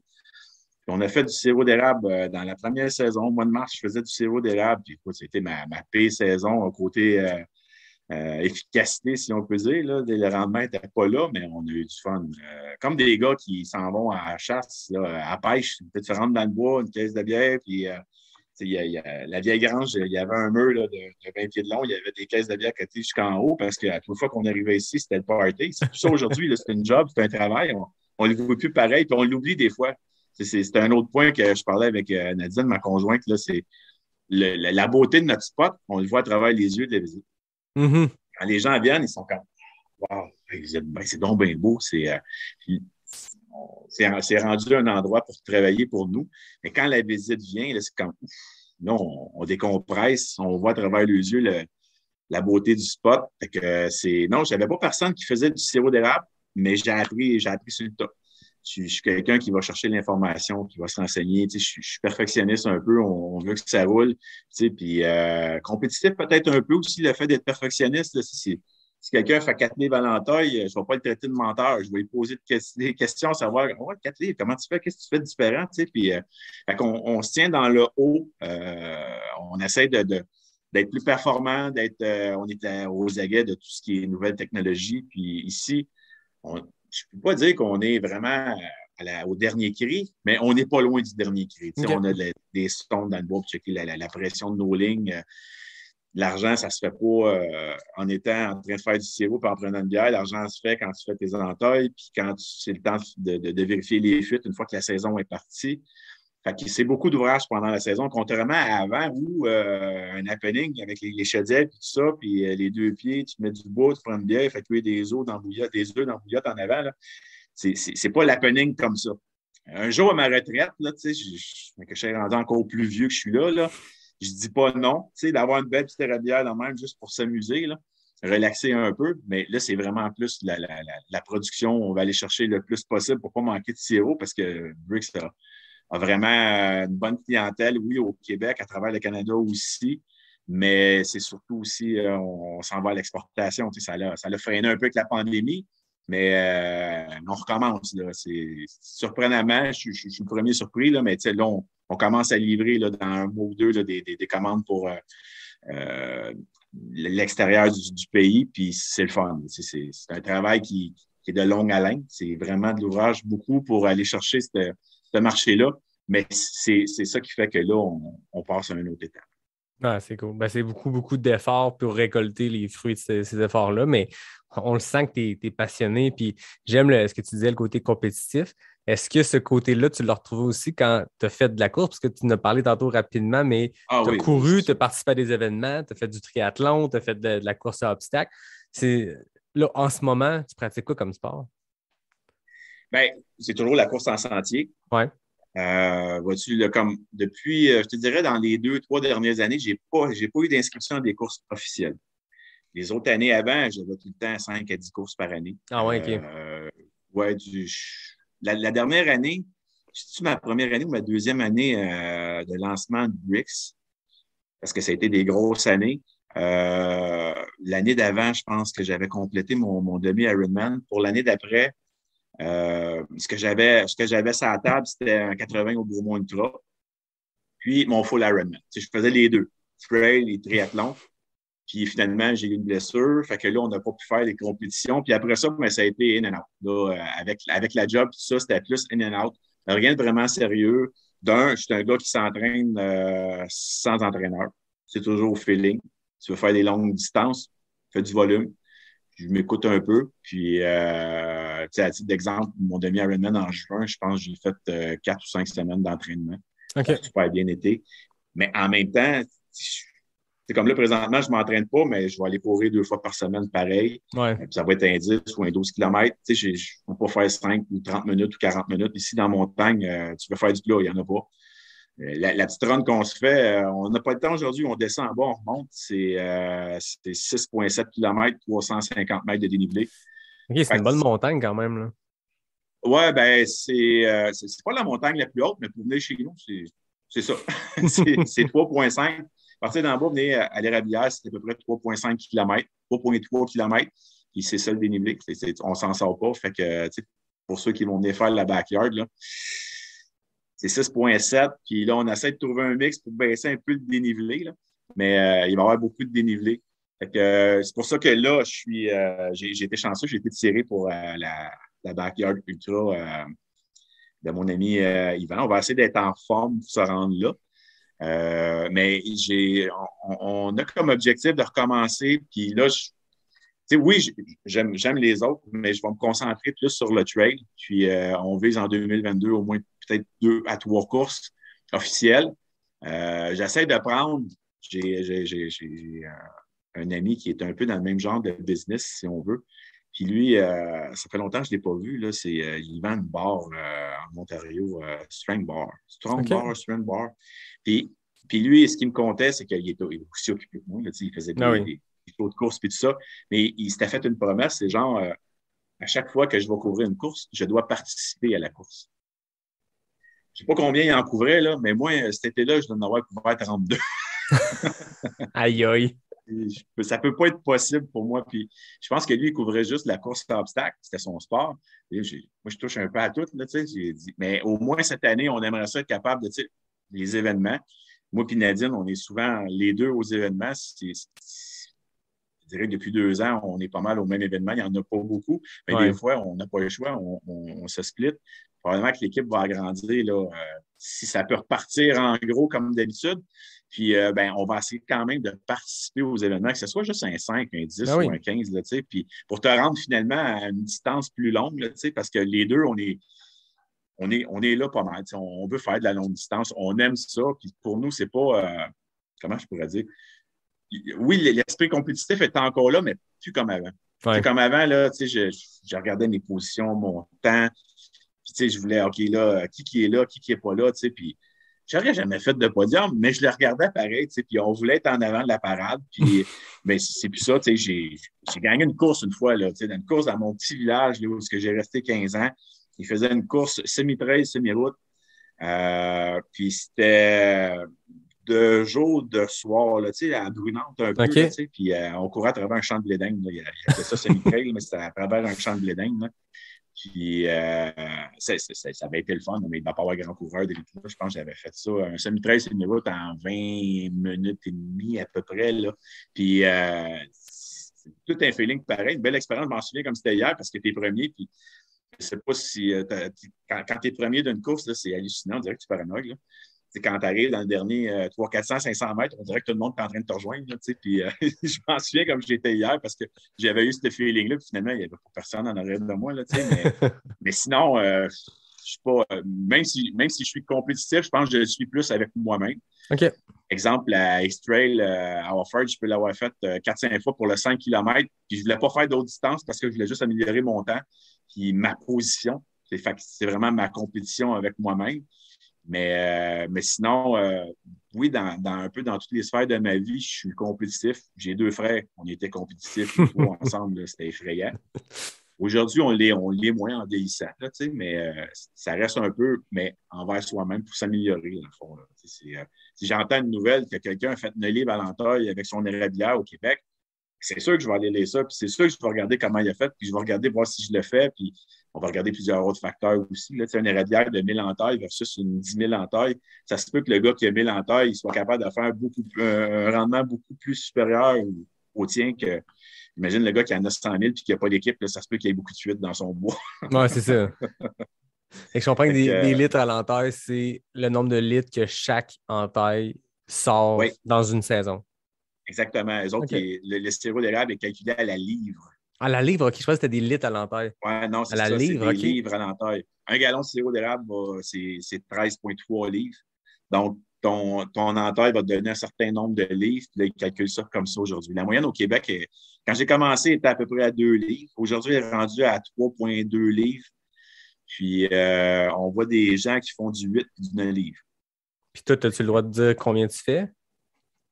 Ah, ben, c'est jamais pareil. Comme l'année passée, j'ai fait 4 livres. Okay. 4 livres à l'entaille, c'était la pire saison. Je dirais qu'en général, au Québec, les gens n'ont pas eu une super belle saison, puis on le voit parce que la banque de sirop d'érable est en train de se vider. C'est pour ça qu'on a la Fédération libérée du contingent. Il y avait peur qu'on en manque dans le futur. Mais en temps normal, l'année passée, mon target était 7 livres. Okay. Avec ce que j'ai comme érablière, la personne que j'ai vue, l'article que j'ai vu passer à 9 livres à l'entaille, le gars 3000 livres à l'entaille, puis il met le paquet, là. OK. C'est comme, mettons, il y a des érables, tu peux mettre 2 chalumeaux. C'est pas tout le monde qui va le mettre, le 2 chalumeaux. Parce qu'un chalumeau va te donner, je lance des chiffres, mettons 100 litres d'eau d'érable. Ton deuxième va t'en donner juste 80. Ouais. Fait qu'il vient de te faire baisser ta moyenne aussi. Fait que si tu focuses sur ta moyenne de livres à l'entaille, ben, ça se peut que ton deuxième, tu ne le mettes pas. Là, tu vas en mettre juste un. Là, fait que ta moyenne est toujours bonne. Si tu regardes ton érable, puis la tête n'est pas bien belle, il va te donner un peu moins d'eau. Fait que là, si tu focuses sur ta moyenne de livres à l'entaille, ben, tu ne vas pas l'entailler. Sauf que quand tu en as beaucoup, ben, s'il me donne 80 au lieu de 100, il m'en donne 80 quand même. Ma moyenne ne serait peut-être pas aussi bonne, mais d'année en année, ce qu'on veut, nous autres, c'est des gallons de sirop. Fait, puis on veut aussi que dans 30 ans d'ici, dans 40 ans d'ici, nos enfants soient capables de les entailler. Fait qu'on ne va pas mettre 25 entailles autour d'un érable. Là, on va y aller logiquement. Puis c'est un peu ça aussi qui est important de faire quand tu as une érablière, c'est de le faire comme il faut. Puis aujourd'hui, on a la popularité de tout ça, le sirop d'érable fait en sorte qu'il y a beaucoup d'études qui sortent, beaucoup de gens qui s'impliquent, des biologistes qui vont faire des recherches, qui vont te donner de l'information. Il y en a un qu'on suit beaucoup qui a prouvé sa méthode d'entaillage en coupant des arbres en lanière, puis ça pour montrer aux gens ce que ça fait de trop entailler, comment entailler, puis d'année en année, on est rendu qu'on fait des marques de peinture sur les érables pour être capable de voir il était où le trou l'an passé versus cette année, parce que la cicatrisation, plus ça va, plus on entaille petit, plus ça cicatrise rapidement. Donc, c'est important de voir ce qu'était ton ancien trou, parce que là, il n'y en aura plus d'eau là pendant 40 ans à peu près. Là. Ah ouais, OK. Tu reperces en la même place. Là, fait que ça fait en sorte que les moyennes augmentent, puis les gens savent un peu plus ce qu'ils font. Là. Si je regarde la première année que j'entaillais, là, c'était comme, on fait un trou. Là. Ouais. Bien trop loin du trou de l'année passée, mais on fait un trou, c'est tout. Là, on est rendu qu'on structure notre érable pour percer le trou. Là. Tout ça avance, puis on a beau dire les États-Unis, ils font du sirop, eux autres aussi, mais ils ont beaucoup de sous, ils font beaucoup de recherches, eux autres aussi. Il y a un érable, qu'elle soit au Vermont, qu'elle soit à Québec, ça reste un érable, puis les recherches font avancer, progresser beaucoup. Fait que si tu aimes ce que tu fais, puis en tout cas, moi, nous autres, on est des passionnés, puis on essaie d'être à l'affût de ça, puis s'il y a de quoi qui sort qui fait qu'on me prouve que c'est pas bon, mais on va le changer, on serait fou de pas le changer. Ouais. Ouais, c'est intéressant. Il y a vraiment une science là-dedans, comme dans n'importe quoi. Puis comme tu dis, je pense que d'avoir de la science ou d'avoir de la recherche qui se fait, ça peut juste faire bénéficier le parc de nombre d'érables qu'il y a au Québec au grand complet. Tu sais, si chaque entrepreneur, je ne sais pas s'ils ont toute ta passion, puis en tout cas ce dévouement-là de bien faire les choses, mais je suppose que c'est des gens de cœur aussi, puis de passion, puis c'est des gens qui lisent ça, puis qui adaptent leur façon de faire pour que ça soit mieux pour eux, parce que dans le fond, au final, c'est toi-même que tu pénalises. Comme tu dis, si tu fais mal ta job, si tu fais ça de la mauvaise façon, bien, nécessairement, toi ou tes enfants ou peu importe qui va reprendre ta cabane à sucre plus tard va en subir les contre-coups. Fait que tu serais fou de ne pas t'adapter et d'écouter ce que la science dit. Ah, tout à fait. Puis, des fois, c'est le mot pour les convaincre, ces gens-là, c'est que, OK, si ce n'est pas pour ta génération future, tu vas peut-être la vendre avant de prendre ta retraite. Quand tu vas venir pour vendre, si tes érables ils sont plus bons, tu vas. C'est ton investissement, là. Faut que tu le fasses, faut que tu fasses attention parce que c'est ton investissement que tu gardes pour tes enfants ou que tu le vendes, c'est ton investissement. Puis aujourd'hui, les gens, ils savent, là, si tu vas vendre ton érablière, là, si tu n'as pas fait ta job comme il faut, c'est du bois de chauffage que tu vends, c'est plus du sirop d'érable. C'est bon. Tu parlais tantôt de la backyard. Je serais curieux de savoir comment ça s'est passé, cette aventure-là. En tout cas, comment c'est venu, comment l'équipe d'Yvan est venue vers toi ou comment ça s'est passé pour mettre en place cette backyard-là qui va se faire sur tes terres, sur ton érablière? C'est un peu des deux. Nous, on a suivi la course parce qu'on a juste deux de nos ambassadeurs. On avait Stéphanie qui la faisait. On avait Éric. Puis on avait-tu d'autres? Mais bref, moi, j'ai commencé à suivre ça un peu, tu sais, puis j'étais un peu accro de ça, là, tu sais, on allait voir toutes les heures, là, tu sais, puis tout ça, tu sais, comment ça se passait. Puis j'aime la formule, c'est le fun, tu sais, quand on dit que tu as un esprit de famille, puis tout ça, fait que t'imagines, contrairement à une autre course, de trail, on parle de trail, là, tu pars puis tu t'en vas. Là, fait que tu ne revois peut-être pas ton monde. Il y en a que tu vas suivre, il y en a que tu vas recroiser. Si tu as un aller-retour, tu vas peut-être les revoir, tout ça. Mais là, c'est à toutes les heures. À toutes les heures, tu revois. Fait que quand tu as des bons body et une bonne gang, là, ça peut être drôle, c'est cool. Puis oui, des fois, c'est moins drôle, là, mais ça fait partie de la course. Là, mais on aimait la formule. Puis on se dit, on peut en faire une chez nous? Là, puis on commence à regarder les backyards, puis je pense que la plus grosse qu'il y a eu, même pas au Canada, il faudrait que je regarde avec Yvan, mais je pense que j'ai vu c'était 210, 220 de dénivelé. OK. Fait que, bref, c'est beaucoup. Puis là, je regardais ici, OK, ouais. Puis on a un petit circuit, nous autres, qu'on a, là, qu'on a ouvert l'année passée pour les gens qui venaient les fins de semaine. Là, on a eu toutes sortes de monde, des clubs de trail qui sont venus, des clubs de triathlon, des gens qui n'avaient jamais couru en montagne, ils viennent faire le circuit. Puis ce petit circuit-là, il était 5 km. Puis il y avait combien de dénivelé? 370. Bon ratio. Là, tu sais, sans trop y penser, moi, j'ai écrit Yvan. On se connaissait un peu. Là. J'ai dit, écoute, Yvan, je serais intéressé, moi, s'il te manque une place pour une backyard, là, il y avait déjà annoncé, je pense que c'était Bromont, quelque chose comme ça. Tu sais, faisait un bout, je pensais, puis là, quand j'ai vu ça passer, j'ai peut-être manqué mon coup, j'y ai écrit. Il dit, laisse-moi te revenir avec ça. Puis là, il a parlé avec Laz, puis tout ça. Puis finalement, il y a un petit problème, je pense, avec Bromont. Puis il dit, écoute, on la rentre. Je te dis, là, c'est pas donné, là. Qu'est-ce que c'est pas donné? C'est pas donné le dénivelé, je ne parlais pas d'argent. Non, je ne fais pas ça pour l'argent, je fais ça pour le plaisir. Là, s'il y a de l'argent, tant mieux. Je suis pas. Moi aussi, je mange, là, mais je ne fais pas ça pour l'argent. Là, si c'est faisable, mais ce n'est pas donné dans le sens qu'il y a beaucoup de dénivelé. Fait que je ne veux pas faire peur à personne, mais je dis non, au contraire, on va faire peur au monde. Parce que, moi, je ne veux pas avoir du monde qui vient de dire si c'est malade, c'est pas faisable. Non, c'est faisable. Là. Si je le fais, c'est parce que ça se fait. Je ne suis pas un extraterrestre, puis on le fait. Mais ça ne va pas durer 81 tours. Ben, c'est ça. Finalement, est-ce que vous prenez la portion de 5 km ou vous avez allongé ça pour faire un vrai 6,7?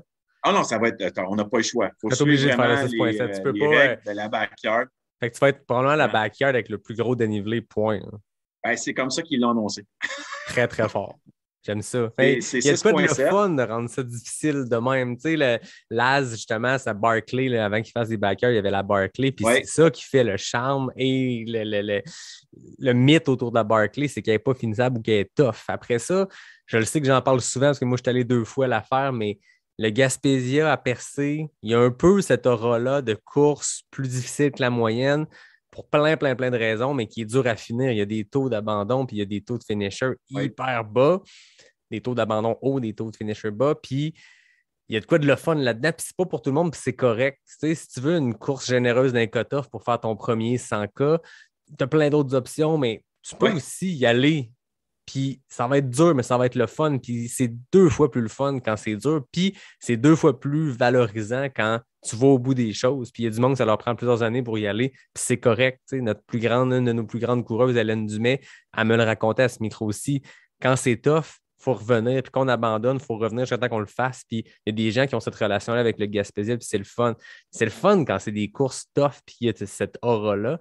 Puis là, je sens qu'avec une backyard, avec 300 quelques mètres de dénivelé, c'est parce que ça va monter vite sur le dénivelé total quand tu dis qu'il y a du monde qui veut faire ça pendant 12, 24, 36 heures. Là. Ouais. Honnêtement, je ne sais pas. Le parcours, on a une idée de ce que ça va être, comment ça va donner des dénivelés, parce que je ne te compterai pas de mentir, j'essaie de trouver des shortcuts pour qu'on baisse le dénivelé un peu. On ne veut pas que les gens... Mais en même temps, si c'est 300, ça sera 300. Moi, je pense que je suis capable de ramener à 250, 260. Mais on va travailler pour le baisser, puis si on n'est pas capable, ben, bien que pourra, mais les gens vont être avertis. Là, mais en même temps, ce qui est le fun, c'est que c'est des beaux sentiers. On va être capable de passer où on a des secteurs super techniques, on ne se comptera pas de mentir, mais dans le parcours qu'on va faire, on élimine le secteur qui est trop technique.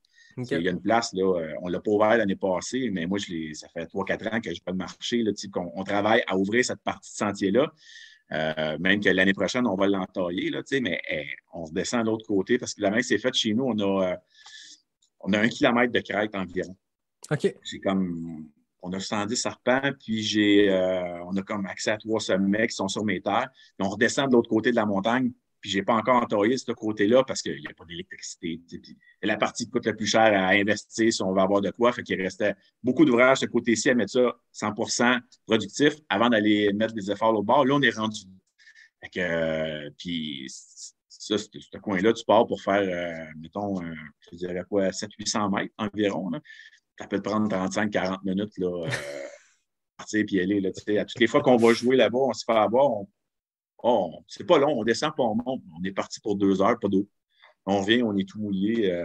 Mais ces parties techniques-là, on ne va pas les mettre dans le backyard. Ça va être du dénivelé, mais avec des beaux sentiers quand même faciles à courir. Donc, tu sais, on essaie de rendre ça plus facile, mais elle sera pas facile. Oui. Ben, c'est correct, c'est ça aussi. Puis en même temps, tu t'assures peut-être qu'elle ne durera pas pendant 5 jours. Tu sais. Ah non, ça c'est sûr. Écoute, s'il passe 24, on est en train de penser à ça, moi et Nadine. S'il y en a un qui se rend 24 heures, qu'est-ce qu'on pourra faire de spécial? Là, je dis, OK, on fait attention parce qu'on va attirer du monde qui vont faire l'affaire de ça. Fou, là, puis on va se rendre à 48, puis on va se mettre dans la rue. Là, ah oui, ben tu sais, celles qui font en Mauricie, qui n'a pas de lien avec la nouvelle série de Backyard qui part de la Big Wolf. Là, maintenant, comme on parlait, il y en a une à Québec, il y en a une en Outaouais. Bref, cette série-là est super le fun, mais avancée, depuis quelques années, il y a la Devil's Backyard par la gang La Chute du Diable en Mauricie. Puis elle est connue pour être tough en maudit de 1 parce qu'elle est tard dans l'année, fait que c'est froid. Puis je veux pas dire n'importe quoi, mais ça n'a pas passé 24 heures. Ben, je pense que cette année, c'était le record, c'était le plus long, puis c'était dans les 24-25 heures. Tu sais, je pense que Mike Néron l'avait gagné une année, puis je pense qu'il avait fait 24 heures pile. Puis tu sais, ceux qui savent qui est Mike Néron, c'est tout un coureur. Puis je pense qu'elle est tough parce qu'elle a du dénivelé, parce qu'elle a des sections techniques, puis parce que c'est pas le modèle de backyard classique où soit c'est sur le flat ou soit tu alternes jour et nuit, puis la nuit, tu es sur quelque chose de beaucoup plus roulant pour justement pas de contraintes. Là, je pense que cette backyard-là, en Mauricie, c'est dans le sentier, c'est dans le technique, c'est dans le pentu, puis c'est tough. Puis c'est ça, comme tu dis, ça rend ça le fun d'avoir un défi supplémentaire. Puis je pense que c'est ça que tu es en train de créer avec ta backyard sur tes terres. Oui, en tout cas, on a bien hâte de le voir. La chose qui est sûre, c'est que les gens vont s'amuser, ils vont avoir du fun, ça c'est sûr. Puis la celle qu'on avait fait, écoute, ça doit faire au moins 7 ans. C'était avec Luc Hamel. C'est sous la bannière Five Peaks. OK. Et, Luc, écoute, genre 3 semaines, 1 mois avant sa course, il est pris au dépourvu, il peut faire sa course à Offord, puis il dit Mario, t'as-tu de la place, peux-tu faire un parcours, là, un 5 puis 11 km? On a fait de quoi dans le temps de dire, puis écoute, lui, dans ses courses, il ramassait environ 100 personnes. 100 personnes qui venaient courir, c'était jamais plus que ça. Des fois, il y en avait 50, 55, 60. Cette fois-là, pouf, on s'est ramassé à 100 dans le temps de dire, mais les gens, c'était unanime, ils sont venus courir ici. J'avais des gens qui étaient de passage de l'Ouest canadien, ils étaient à Québec. Ils ont vu ça passer ces réseaux, Five Peaks, une course, ils sont venus courir. La fille qui venait de ce coin-là avec son mari, la fille a gagné, son mari avait fini 3e, 4e, je ne me souviens plus. Puis elle, écoute, il y en a des montagnes là-bas, là, ils en ont plein. Ah oui. Puis elle a fait comme, c'est merveilleux, c'est wow. Tu sais, là-bas, nous, au sommet, on voit des montagnes, des montagnes, des montagnes. Elle dit ici, on voit tout. C'est beau chez vous, c'est beau chez vous. Donc, ça n'a pas donné qu'on l'a refait avec Luc. On aurait aimé ça, mais ça finalement, Offord de refait, puis c'était correct, là, tu sais. Mais c'est ce qui nous a donné le goût. C'est après ça qu'on a parti notre club de trail. Une fois que j'ai ouvert les sentiers, pourquoi on ne fait pas profiter les gens? Puis là, ça fait longtemps qu'on voulait recevoir une autre course, puis tout ça. Puis là, avec la backyard, je pense que c'est la meilleure formule qu'on peut faire parce que oui, au Mont-Yamaska, j'aurais pu couvrir un 50, un 40, en parlant avec mes voisins, les autres propriétaires, parce que c'est une montagne qui est 100% privée ici. Okay. J'en ai qui sont prêts. Hey, oui, amène ta gang, viens courir, on va faire un parcours, on va faire ci, on va faire ça. On aurait pu, mais c'est plus compliqué. Si on part chez d'autres voisins, puis ça. Fait que la formule qu'on a, on a assez de place chez nous pour rouler ça, un 6.7.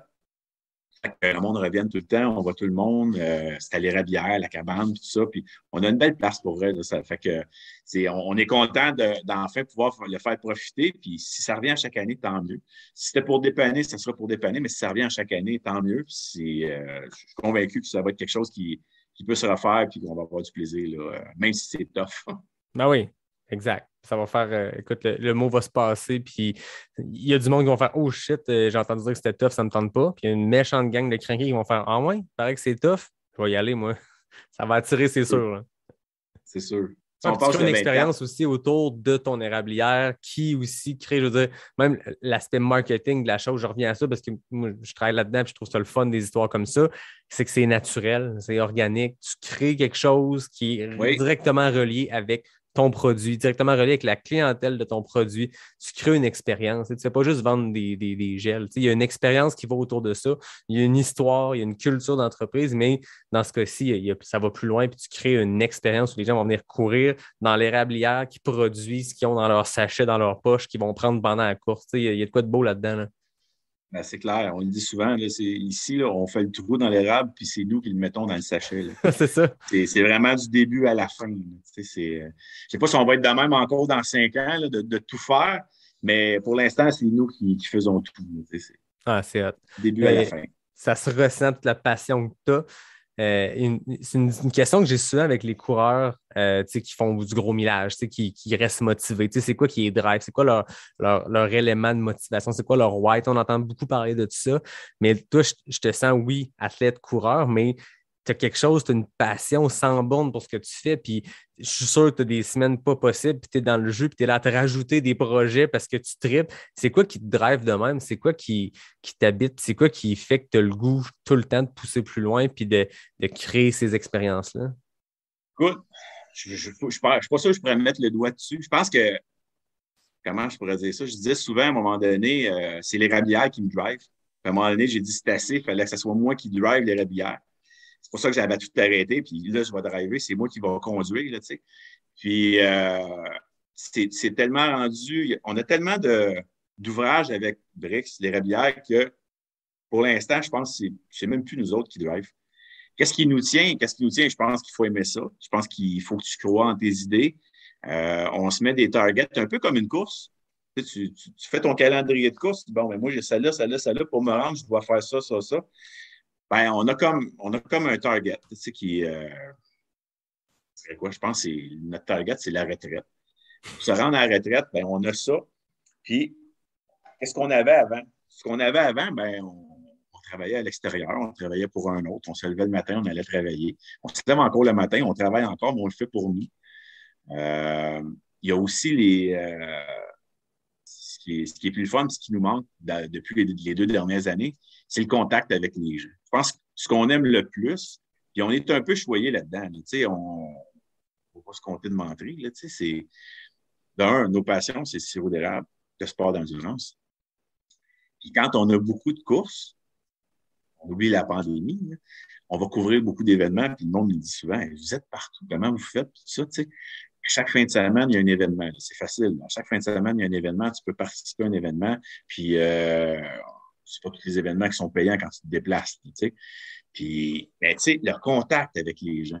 On va voir les gens. Hey, c'est vous autres qui faites ça. Pour vrai, vous avez un érablière. Voyons donc. Tu sais. Puis, tu sais, les réseaux, c'est fort. Mais il y a encore du monde aujourd'hui qui nous approche et dit, t'as un érablière, toi, Mario? Je pensais que tu faisais juste Brix. Ben ouais, je suis Brix, oui, mais tu sais, ça vient de mon érablière. Là, on raconte toute l'histoire qu'on se compte depuis tantôt. Mais le contact avec les gens, je pense que c'est ça qui est notre plus grosse récompense, c'est d'aller voir les gens. Puis un jour, mettons que j'ai plus Brix, je n'ai plus l'érablière, là, tu sais, c'est quelque chose qui va me manquer. Là. Je vais le remplacer par quelque chose d'autre, c'est sûr et certain. Là, tu sais. Je suis pas. En même temps, on a les deux côtés, là, tu sais. Dans la montagne où on est comme tout seul dans notre coin. Là, on est des montagnards, mais en même temps, on a besoin du contact avec le public. On a besoin du contact, aller voir les gens, se faire raconter leurs courses, compter nos courses, compter nos expériences aussi. Je pense que c'est ça qui nous drive. Pour être capable d'enligner tout ce travail-là, ces heures-là, ben, je pense que c'est la vibe du monde. Puis, je ne sais pas toi, si tu as déjà rencontré des coureurs en tabarnak. Moi, non. Après une course, là, ils sont tout le temps de bonne humeur. Même à une mauvaise course, là, ils vont dire c'est fini. Là, une demi-heure, 15 minutes après, c'est fini. T'en as pas. C'est toujours une belle vibe. Puis, c'est ça, n'importe quelle course. Je pense que ça m'est arrivé une fois dans une course de triathlon d'avoir un gars qui touchait son vélo, puis il n'était pas content. Pour lui, il avait fini deuxième, il n'était pas content. C'est arrivé. C'est très rarement arrivé. Fait que, tu t'en vas, puis tu sais que ça va être la fun. Le retour de ça, les gens viennent nous voir, viennent goûter le produit, comment ils nous disent comment c'est bon, comment ça a fait effet. On a lancé ça au Bromont Ultra. Le lancement officiel de Brix, c'était au Bromont Ultra. Puis les gens revenaient de courir la nuit, puis une fille qui est arrivée, elle dit écoute, c'est tellement réconfortant. Moi, j'ai peur de courir la nuit. Là. Puis avec mon sachet de gel au sirop d'érable, c'est comme, il n'y en a pas de problème. C'était le fun. Là. Je me sentais en sécurité. Je dis, ouais, mais t'as-tu donné de l'énergie, tu sais? Ah, je sais pas. Mais moi, je me sentais bien. Là, tu sais, fait que, tu sais, des commentaires dans main, ça fait que, ben, écoute, on a mis le doigt sur, on a créé quelque chose de le fun, de bon. Puis, je pense que c'est ça qui nous fait continuer, malgré les heures et les heures et les heures. Là, tu sais, comme là, ça a l'air de rien, mais tu sais, le printemps, c'est une grosse saison pour la nutrition et pour le sirop d'érable aussi, là, tu sais. Fait qu'il faut vraiment préparer, planifier, parce que un ne peut pas nuire à l'autre. Moi, si Brix nuit à l'érablière, on n'aurait plus de sirop pour Brix. Puis la business grossit. Il faut aller chercher encore plus de sirop, il faut agrandir, il faut vraiment tout planifier ça. Puis on est chanceux parce que les deux, moi et Nadine, on aime ça. On en mange. Mais tu sais, comme tout le monde, on a des journées où on est fatigué. Puis on dit pourquoi on fait tout ça? Non, on fait ça encore ça? On peut-tu en prendre moins? Puis finalement, il y en a un qui dit ça une journée, le lendemain, il revient avec un paquet d'autres projets. Ah, c'est ça. Les deux, on est pas mal pareil. Je suis chanceux d'avoir rencontré quelqu'un qui vit au même beat que moi, finalement. Parce que dans le passé, je me faisais regarder, là, hey, attends une minute, là, je dis ça dans ma vie, c'est un petit peu trop intense, là, tu sais, mais c'est ça qui nous tient, c'est le milieu de la course. On aurait pu Brix qu'on serait encore dans le milieu de la course. Ben, c'est ça. On courait encore, tu sais, puis j'aurais pu Brix, puis j'aurais probablement encore une érablière pareil. Ouais. C'est vraiment les passions. Puis quand tu as la chance de vivre de tes passions, ben, tu n'as pas besoin d'autres choses, je pense, pour te lever le matin. Là. C'est pas comme un travail. Là. C'est comme le joueur de hockey qui finit par gagner sa vie côté professionnel. Puis je me souviens plus, c'était quoi son nom, un Québécois. C'est Martin Lapointe. Il y a un journaliste qui avait posé comme question comment tu fais pour composer avec la pression dans la Ligue nationale? Il dit la pression. À une minute, là, de la pression. J'en ai pas de pression, moi. Je fais ce que j'aime dans la vie. J'ai dit, un gars qui travaille dans une usine, qui a 4 enfants, qui gagne le salaire minimum, il va lui demander comment il fait pour gérer la pression. Mais moi, j'en ai pas, là. Je ne veux pas me plaindre, là. J'en ai pas de pression, là. Je fais ce que j'aime, puis je gagne des millions. Moi, je gagne pas des millions, mais je fais ce que j'aime. Exact. Ah non, exact. C'est ça l'objectif, je pense, de trouver un travail qui te donne l'impression que tu ne travailles pas. Ou oui, il y a du gros travail, il y a des efforts, mais que si c'est relié à ta passion, si c'est connecté avec ce que tu es, ben, tu n'as pas l'impression d'être à côté de ta track. Tu vas être sur ton X dans la vie, là, que ce soit peu importe la job, que ce soit entrepreneur ou pas, tu vas être sur ton X. Puis c'est énorme comme défi. Puis il y a beaucoup, beaucoup de monde qui ne sont pas sur leur X. Puis c'est correct aussi. C'est pas obligé de faire un volte-face puis de tout lâcher du jour au lendemain quand tu te rends compte que tu n'es pas sur ton X. Mais c'est de te dire, OK, là, mon X il est là-bas. Puis qu'est-ce que je vais faire pour me rendre jusque-là? C'est fou, on jase de ça. Puis bon, là, quand ça va être rendu en diffusion dans quelques semaines, ça va être de la vieille news. Mais moi, demain matin, je commence un nouveau job. Ça fait 6 ans que je suis en même place. Puis ça crée ça là, puis là, je commence la nouvelle chose pour exactement cette raison-là, de me reconnecter avec le X. Tu sais, moi, le X, je l'ai avec la course, avec le podcast qui est directement aligné avec ma passion. Tu sais. Mais côté professionnel, il me manquait comme d'être sur ce X-là, puis c'est demain matin que ça commence. Hein. Ah, ben c'est cool, ça. Ouais. Fait que je t'écoute, puis j'étais comme, écoute, je ne peux pas ne pas en parler, ça ne peut pas être plus relié que ça. Moi, dans 12 heures, je vais être en train de commencer cette aventure-là. J'espère bien sur mon X. Ça été dur de prendre la décision ou? Non, même pas. Parce que justement, c'est relié à la passion, puis je me dis c'est le bon temps de faire un saut dans le vide. En fait, il n'y a jamais de bon moment, mais je pense qu'à un moment donné, il faut que tu jumpes. Puis tout n'est pas des listes de plus puis de moins, puis tout ne peut pas être calculé. Puis je pense que quand tu poursuis quelque chose que tu aimes vraiment, quand tu poursuis une passion, ben il faut que tu arrêtes d'être trop cérébral avec ça. Moi, je suis quelqu'un qui va peser les pour et les contre, mais à un moment donné, il y a un point où tu fais ça me tente tout, ça me tente pas. J'ai-tu le fil en dedans de moi? Oui, parfait, go. Puis il arrivera ce qui arrivera. Là. Je pense que c'est un peu la mentalité que beaucoup d'entrepreneurs, quelque chose qu'on entend beaucoup chez les entrepreneurs parce qu'on s'entend dans une pénurie de main-d'œuvre. En ce moment, n'importe qui peut se trouver une job n'importe où. Exactement. Si tu es prêt à être ton propre boss, de partir de quelque chose from scratch, de bâtir quelque chose dans l'économie qu'on a en ce moment où il ne faut pas que ce soit juste une question de se trouver une job. Tu ne pars pas d'entreprise parce que tu as besoin d'une job. En ce moment, des jobs, il y en pleut partout.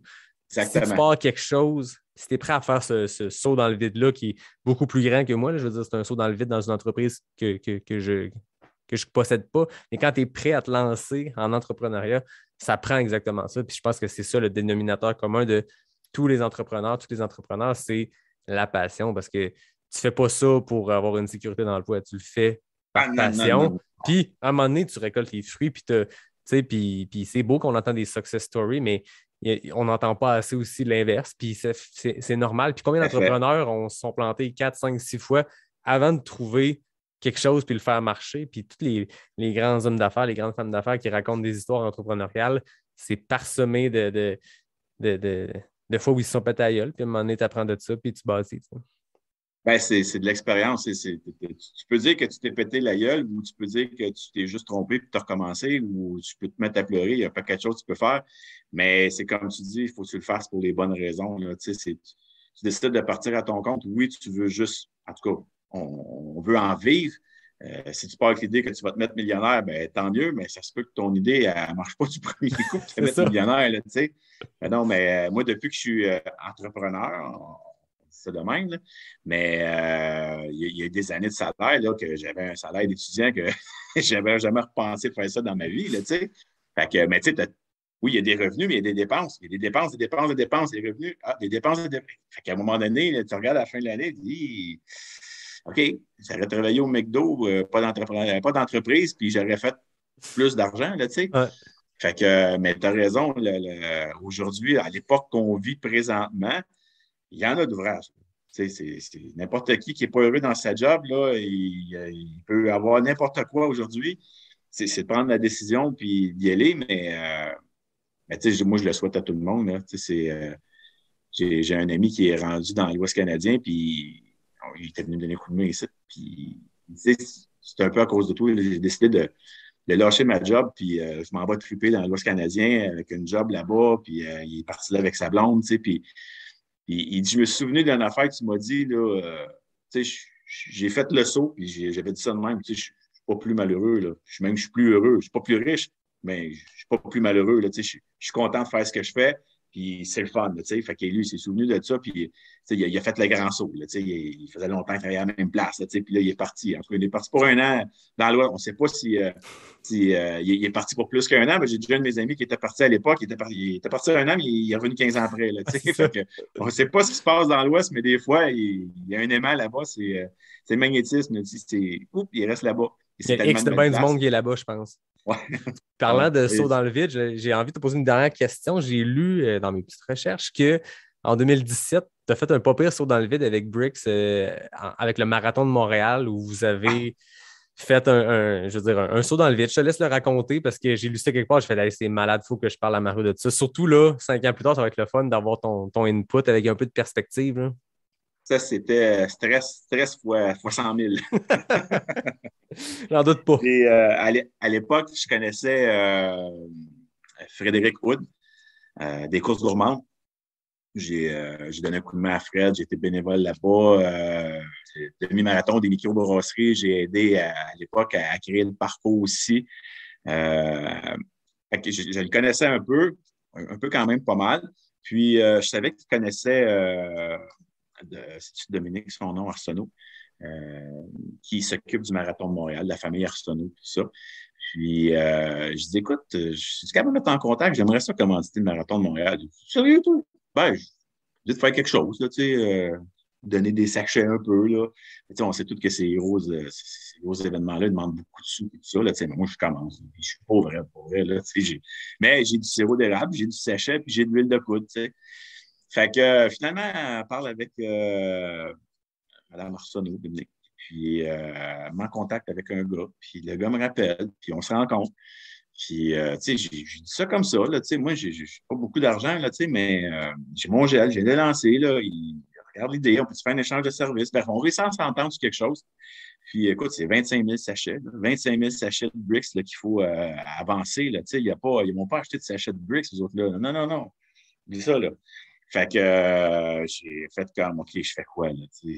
Au départ, c'était pas ça mon idée, là. On peut s'en donner un peu, puis, tu sais, et finalement, ben, j'ai fait comme, OK, go, on y va, tu sais, j'embarque, tu sais, contre mes barils de sirop d'érable, puis le temps que ça prend, l'emballage, le ci, le ça. Puis, c'était la première année, je crois, qu'on avait l'emballage souple, le 38 grammes, là, tu sais, fait que c'était tout du nouveau pour moi, opérer la machine, tout ça, c'était comme, c'était fou un peu.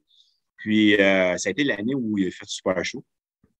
Le marathon a été annulé, juste le demi-marathon qui a roulé. Puis, mais c'était une bonne partie du marathon. Ça avait fait jaser beaucoup. Puis, ça a super bien été dans l'ensemble. Là, tu sais, le produit a été adoré. On a entendu parler là, à travers la planète. J'avais été invité à l'émission de Francis Redé pour en parler à la radio.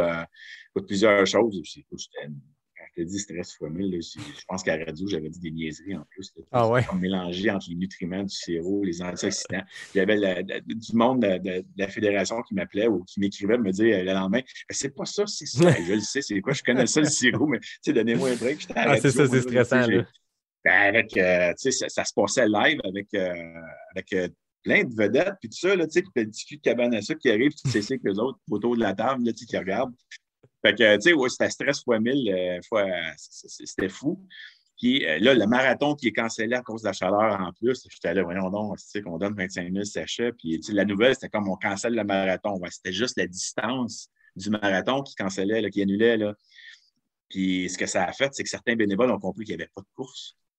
OK. Le lendemain, quand c'est arrivé l'événement, il manquait beaucoup de gens comme bénévoles. Fait que finalement, dans les ravitaux, c'était so-so, là, ça roulait quand même carré. Fait que tu avais du monde qui, au lieu de donner un sachet à la main, il y avait des grosses boîtes comme ça, là, puis servez-vous. Là. mais ça avait super bien été. Puis à la fin de l'événement, tu es dans le parc. Toi, tu n'as pas d'exposant. Puis moi, je voulais être là, je voulais aller chercher le feeling là, des gens, comment ça avait été. Puis écoute, on avait été achalandés. C'était complètement fou. C'était une belle expérience. Puis finalement, ça a été vendu l'année d'après. Fait qu'on était supposé y retourner. On n'y a pas retourné. Puis là, vois-tu, c'est rendu des intérêts québécois. On sait pas. On a eu des pourparlers. La pandémie est arrivée. Il n'y a pas eu d'événement. Je n'ai pas entendu parler. Ça aurait pu être quelque chose qui se fasse encore. Je dis pas non. C'est sûr que c'est beaucoup. Là. C'est pour des petites entreprises québécoises. En tout cas, le deal que j'avais, c'est quand même, ça coûte beaucoup. Là. On aurait pu le faire avec d'autres grands événements, mais c'est beaucoup de sous. Je dis pas qu'on ne répétera pas, mais ça reste à voir. Mais c'est clairement que ça a été un bon coup de publicité. Ça a fait connaître le produit beaucoup plus loin que le Québec, que le Canada. Il y avait du monde de Dubaï qui nous appelait. Ils voulaient avoir du Brix là-bas. Je me souviens pas à l'époque, c'est flou si on avait livré, mais c'était une Québécoise qui restait là-bas, puis elle voulait avoir du Brix à Dubaï, puis écoute, ça coûtait une affaire de fou comme comme 4, 5 ou 600 piastres pour livrer une boîte. Mais la femme, elle voulait pareil. Là, fait que, mais ça avait fait son chemin. Là. C'était la première entreprise québécoise de nutrition qui arrivait à commanditer l'événement. Il faut dire qu'à cette époque-là, il en avait besoin. Là. Il donnait trop, c'était des intérêts étrangers. On dirait que ça perdait un peu la saveur québécoise. Fait que là, ils se sont dit, quand je suis arrivé, c'était comme, on était vraiment, le timing était bon. Là, c'était comme, il n'y a rien de plus québécois que ça. Puis tu avais la bière aussi, la Tremblay, qui était donnée. Ah ouais. Fait que là, tu avais la bière, la Tremblay, puis tu avais le sachet de Brix à l'érable. Fait que ça avait fait du bruit un peu. C'était cool. Fait que 5 ans plus tard, ça valait la peine. Oui, ça valait la peine. À l'époque, j'avais des gens qui m'avaient dit non, fais pas ça. Fais pas ça, Mario. Pas ça. En plus, c'est en fin de saison, le monde va t'oublier. Ils vont t'oublier, fais pas ça. Là. Puis c'était du monde qui était quand même assez implanté dans le point de vue nutrition. Là, puis après ça, ils sont venus me voir et ils ont dit t'as bien fait de tenir ton bout, là. Ça valait la peine. Là, mais quand même, quand tu donnes autant à ta deuxième année, puis tu te souviens que je te disais, on va mettre ça à côté de ma canne de sirop d'érable, ce produit-là, on ne fera pas d'argent avec ça. Fait que, on ne s'est pas mis millionnaire. Là, oui, j'ai Brix, on l'a créé, on travaille encore fort. Le meilleur reste à venir. Mais le marché québécois dans le gel, avec plusieurs compagnies, puis la compétition vient d'un peu partout. Tout le monde veut faire ça parce que ça marche, l'idée est bonne, puis tout ça. Mais pour être capable de faire une compagnie qui va être pas une multinationale, mais rentable avec plusieurs employés, ça prend autre que le marché québécois. Ah, c'est ça. Il faut aller à l'exportation. Puis qui dit exportation, ben, dit certaines accréditations du travail. Il faut aller à l'étranger, tout ça. C'est là qu'on s'en va en 2022. Ça commence en janvier, février, mars. C'est des gros mois qui s'en viennent. On fait affaire avec des gens qui, eux autres, sont déjà prêts à lancer, à attendre le produit. Puis je te dirais qu'on devrait être dans 2 ou 3 pays avant la fin de l'année, si tout va bien, on touche du bois. Puis c'est pas nécessairement des grosses affaires, mais des choses ce qu'on s'est dit, nous autres, c'est tant qu'à aller à l'exportation, là, oui, on pourrait viser le coup de circuit, là, puis aller chercher un gros pays avec un gros marché, puis avoir de vie encore pendant 10 ans. Mais pourquoi qu'on ne céderait pas des places où ce serait le fun, aller visiter, Ben oui. courir. Hein? Il y a des belles places là, en Europe à aller visiter puis courir, puis où il y a déjà plein de Québécois qui vont aussi. On n'en nomme pas de ville, on regardait ça là, pour quand ça va se réaliser. Là. Mais c'est ce qu'on vise pour 2022-2023 si la pandémie peut nous lâcher puis recommencer à vivre normalement avec des événements. C'est un autre point, ça qu'on pourrait parler pendant 1 heure, les événements, laissez-les aller. Là. On a fait nos preuves là, depuis 2 ans. Là, Arcana, là, on a sorti du négatif de ça. Non, c'est beau, c'est parfait. Laissez le monde aller jouer dehors. C'est ça. On est 100% d'accord avec le fait qu'il faut battre ce virus-là, qu'il faut se protéger nos plus vulnérables. Parfait. Je pense que la grande majorité du monde est là. Let's go. Par contre, il n'y a personne qui se met en danger dans un événement trail. Surtout avec ce qui s'est mis en place comme règle, c'est correct. C'est correct. Ça ne me dérange pas de mettre un masque 10 mètres avant l'arrivée ou quand j'arrive dans le ravito. C'est pas grave. Rendu en ultra, il y a déjà du matériel obligatoire. Rajoute un masque puis une bouteille de Purell, puis c'est pas grave. T'sais. Fait que laissez ça si vous en avez besoin, mais laissez les événements. Puis en ce moment, c'est ça, je pense qu'en trail, les événements réussissent à avoir lieu parce que c'est des plus petites populations de coureurs, de coureuses, alors que les grands événements, dans la course sur route, le triathlon, c'est annulé sans bon sens. Puis depuis des années, les événements trail l'année passée, quasiment tous ont pu avoir lieu comme prévu. Est-ce que c'est les meilleures éditions de tous les temps? Probablement pas. Il y avait des contraintes, peut-être moins d'inscriptions. Mais quand dans une distance de 250 coureurs, c'est plus facile à gérer que des événements où il y en a 5 000, 10 000. Rendu là, laissez le monde bouger. Là. Ouais. C'est sûr que si... Parce que moi, cette année, ce qu'on a fait, c'était des courses en sentier. On a fait des courses à obstacles. C'est un peu le même principe. Moins de monde. Puis c'est sûr que si tu rapportes ça au Marathon de Montréal ou d'Ottawa, où tu as des couloirs, puis tu as 250, 300 personnes, tu as de la misère à partir. Mais quand même, il faut qu'ils trouvent le moyen. Si tu veux combattre ça, il faut que tu donnes un peu d'ananane au monde, là, parce que ça fait ce que c'est en train de faire là. Le monde, ils sont fâchés puis ils veulent tout lâcher. Là. Exact. Écoute, on finit sur une portion éditoriale, mais c'était super intéressant. Je le répète encore, mais ça sent toute la passion que vous avez dans ce que vous faites. Puis je trouve ça le fun d'apprendre. C'est un angle que, comme je te disais tantôt en intro, moi, quand j'ai parti le podcast, je voulais en fait rencontrer l'ensemble de la communauté trail. Puis la communauté trail est large. C'est pas que les coureurs, les coureuses. J'ai rencontré des nutritionnistes, des experts, des propriétaires de boutiques, Jimmy Gobeil ou Coureur Nordique à Québec. Oui. Mais là, je trouve ça le fun de rencontrer un entrepreneur d'un produit québécois qui a fait ses preuves, puis qui est là dans l'écosystème depuis un bon bout. Puis je pense que l'avenir est très prometteur pour Brix avec tout ce que tu me parles ici. Puis c'est juste beau à voir. Puis je pense que nos coureurs, coureuses québécois sont contents d'encourager de l'achat local, des compagnies locales qui produisent quelque chose, un produit qui est local, mais qui est aussi dans notre culture, qui fait partie de, je veux dire, qui n'est pas là à Cabane à sucre quand il était jeune. Il y a de quoi de le fun là-dedans. C'est beau ce que vous faites, puis j'étais super content de jaser. Ben, merci beaucoup, puis je te retourne le compliment, Yannick, parce que on parle de passion, puis ça transpire aussi. Quand on écoute tes podcasts, on le voit. Puis je pense que c'est ça qui fait que c'est populaire comme ça. Puis le 3 ans, on n'aurait pas pensé ça, mais aujourd'hui, là, on va courir. Ah, tu mets un podcast. Ah oui. Puis on commence à en avoir une panoplie aussi. Là. Mais je te retourne le compliment, ça apparaît aussi qu'il y a un passionné dans ce que tu fais, puis que c'est comme tu disais, tu es sur ton X avec ton podcast, mais je pense que tu es en plein là. Ben merci, c'est gentil. Mais tu le sais, puisque tu écoutes le podcast, on termine tout le temps avec les questions avec l'arnaque, qui sont 10 questions rapides. À distance, c'est plus tough parce qu'il y a un petit délai par l'Internet. Fait qu'on va se concentrer sur écouter tes réponses à ces petites questions-là. Moi, j'essaie de vous coincer. Je propose 2 éléments à mettre en opposition. Il faut que tu répondes le plus rapidement possible. Bon, là, c'est les questions avec l'arnaque, c'est le partenaire. J'ai quand même réussi à travers la question NAC à pousser des questions Brix. Hein? On cohabite tout le monde ensemble et on a du fun. Quand tu es prêt, on part. Oui. Route ou trail? Trail. Sentier roulant ou technique? Technique. Celle de l'Himalaya ou gingembre? Celle de l'Himalaya. Framboise ou bleuet? Framboise. Été ou hiver? Hiver. Monter ou descendre en montagne? Monter. Question NAC, les gaufres ou les bars? Les gaufres. Bouette ou racine? Bouette. Temps des sucres ou temps des fêtes? Temps des sucres. Tire ou beurre d'érable?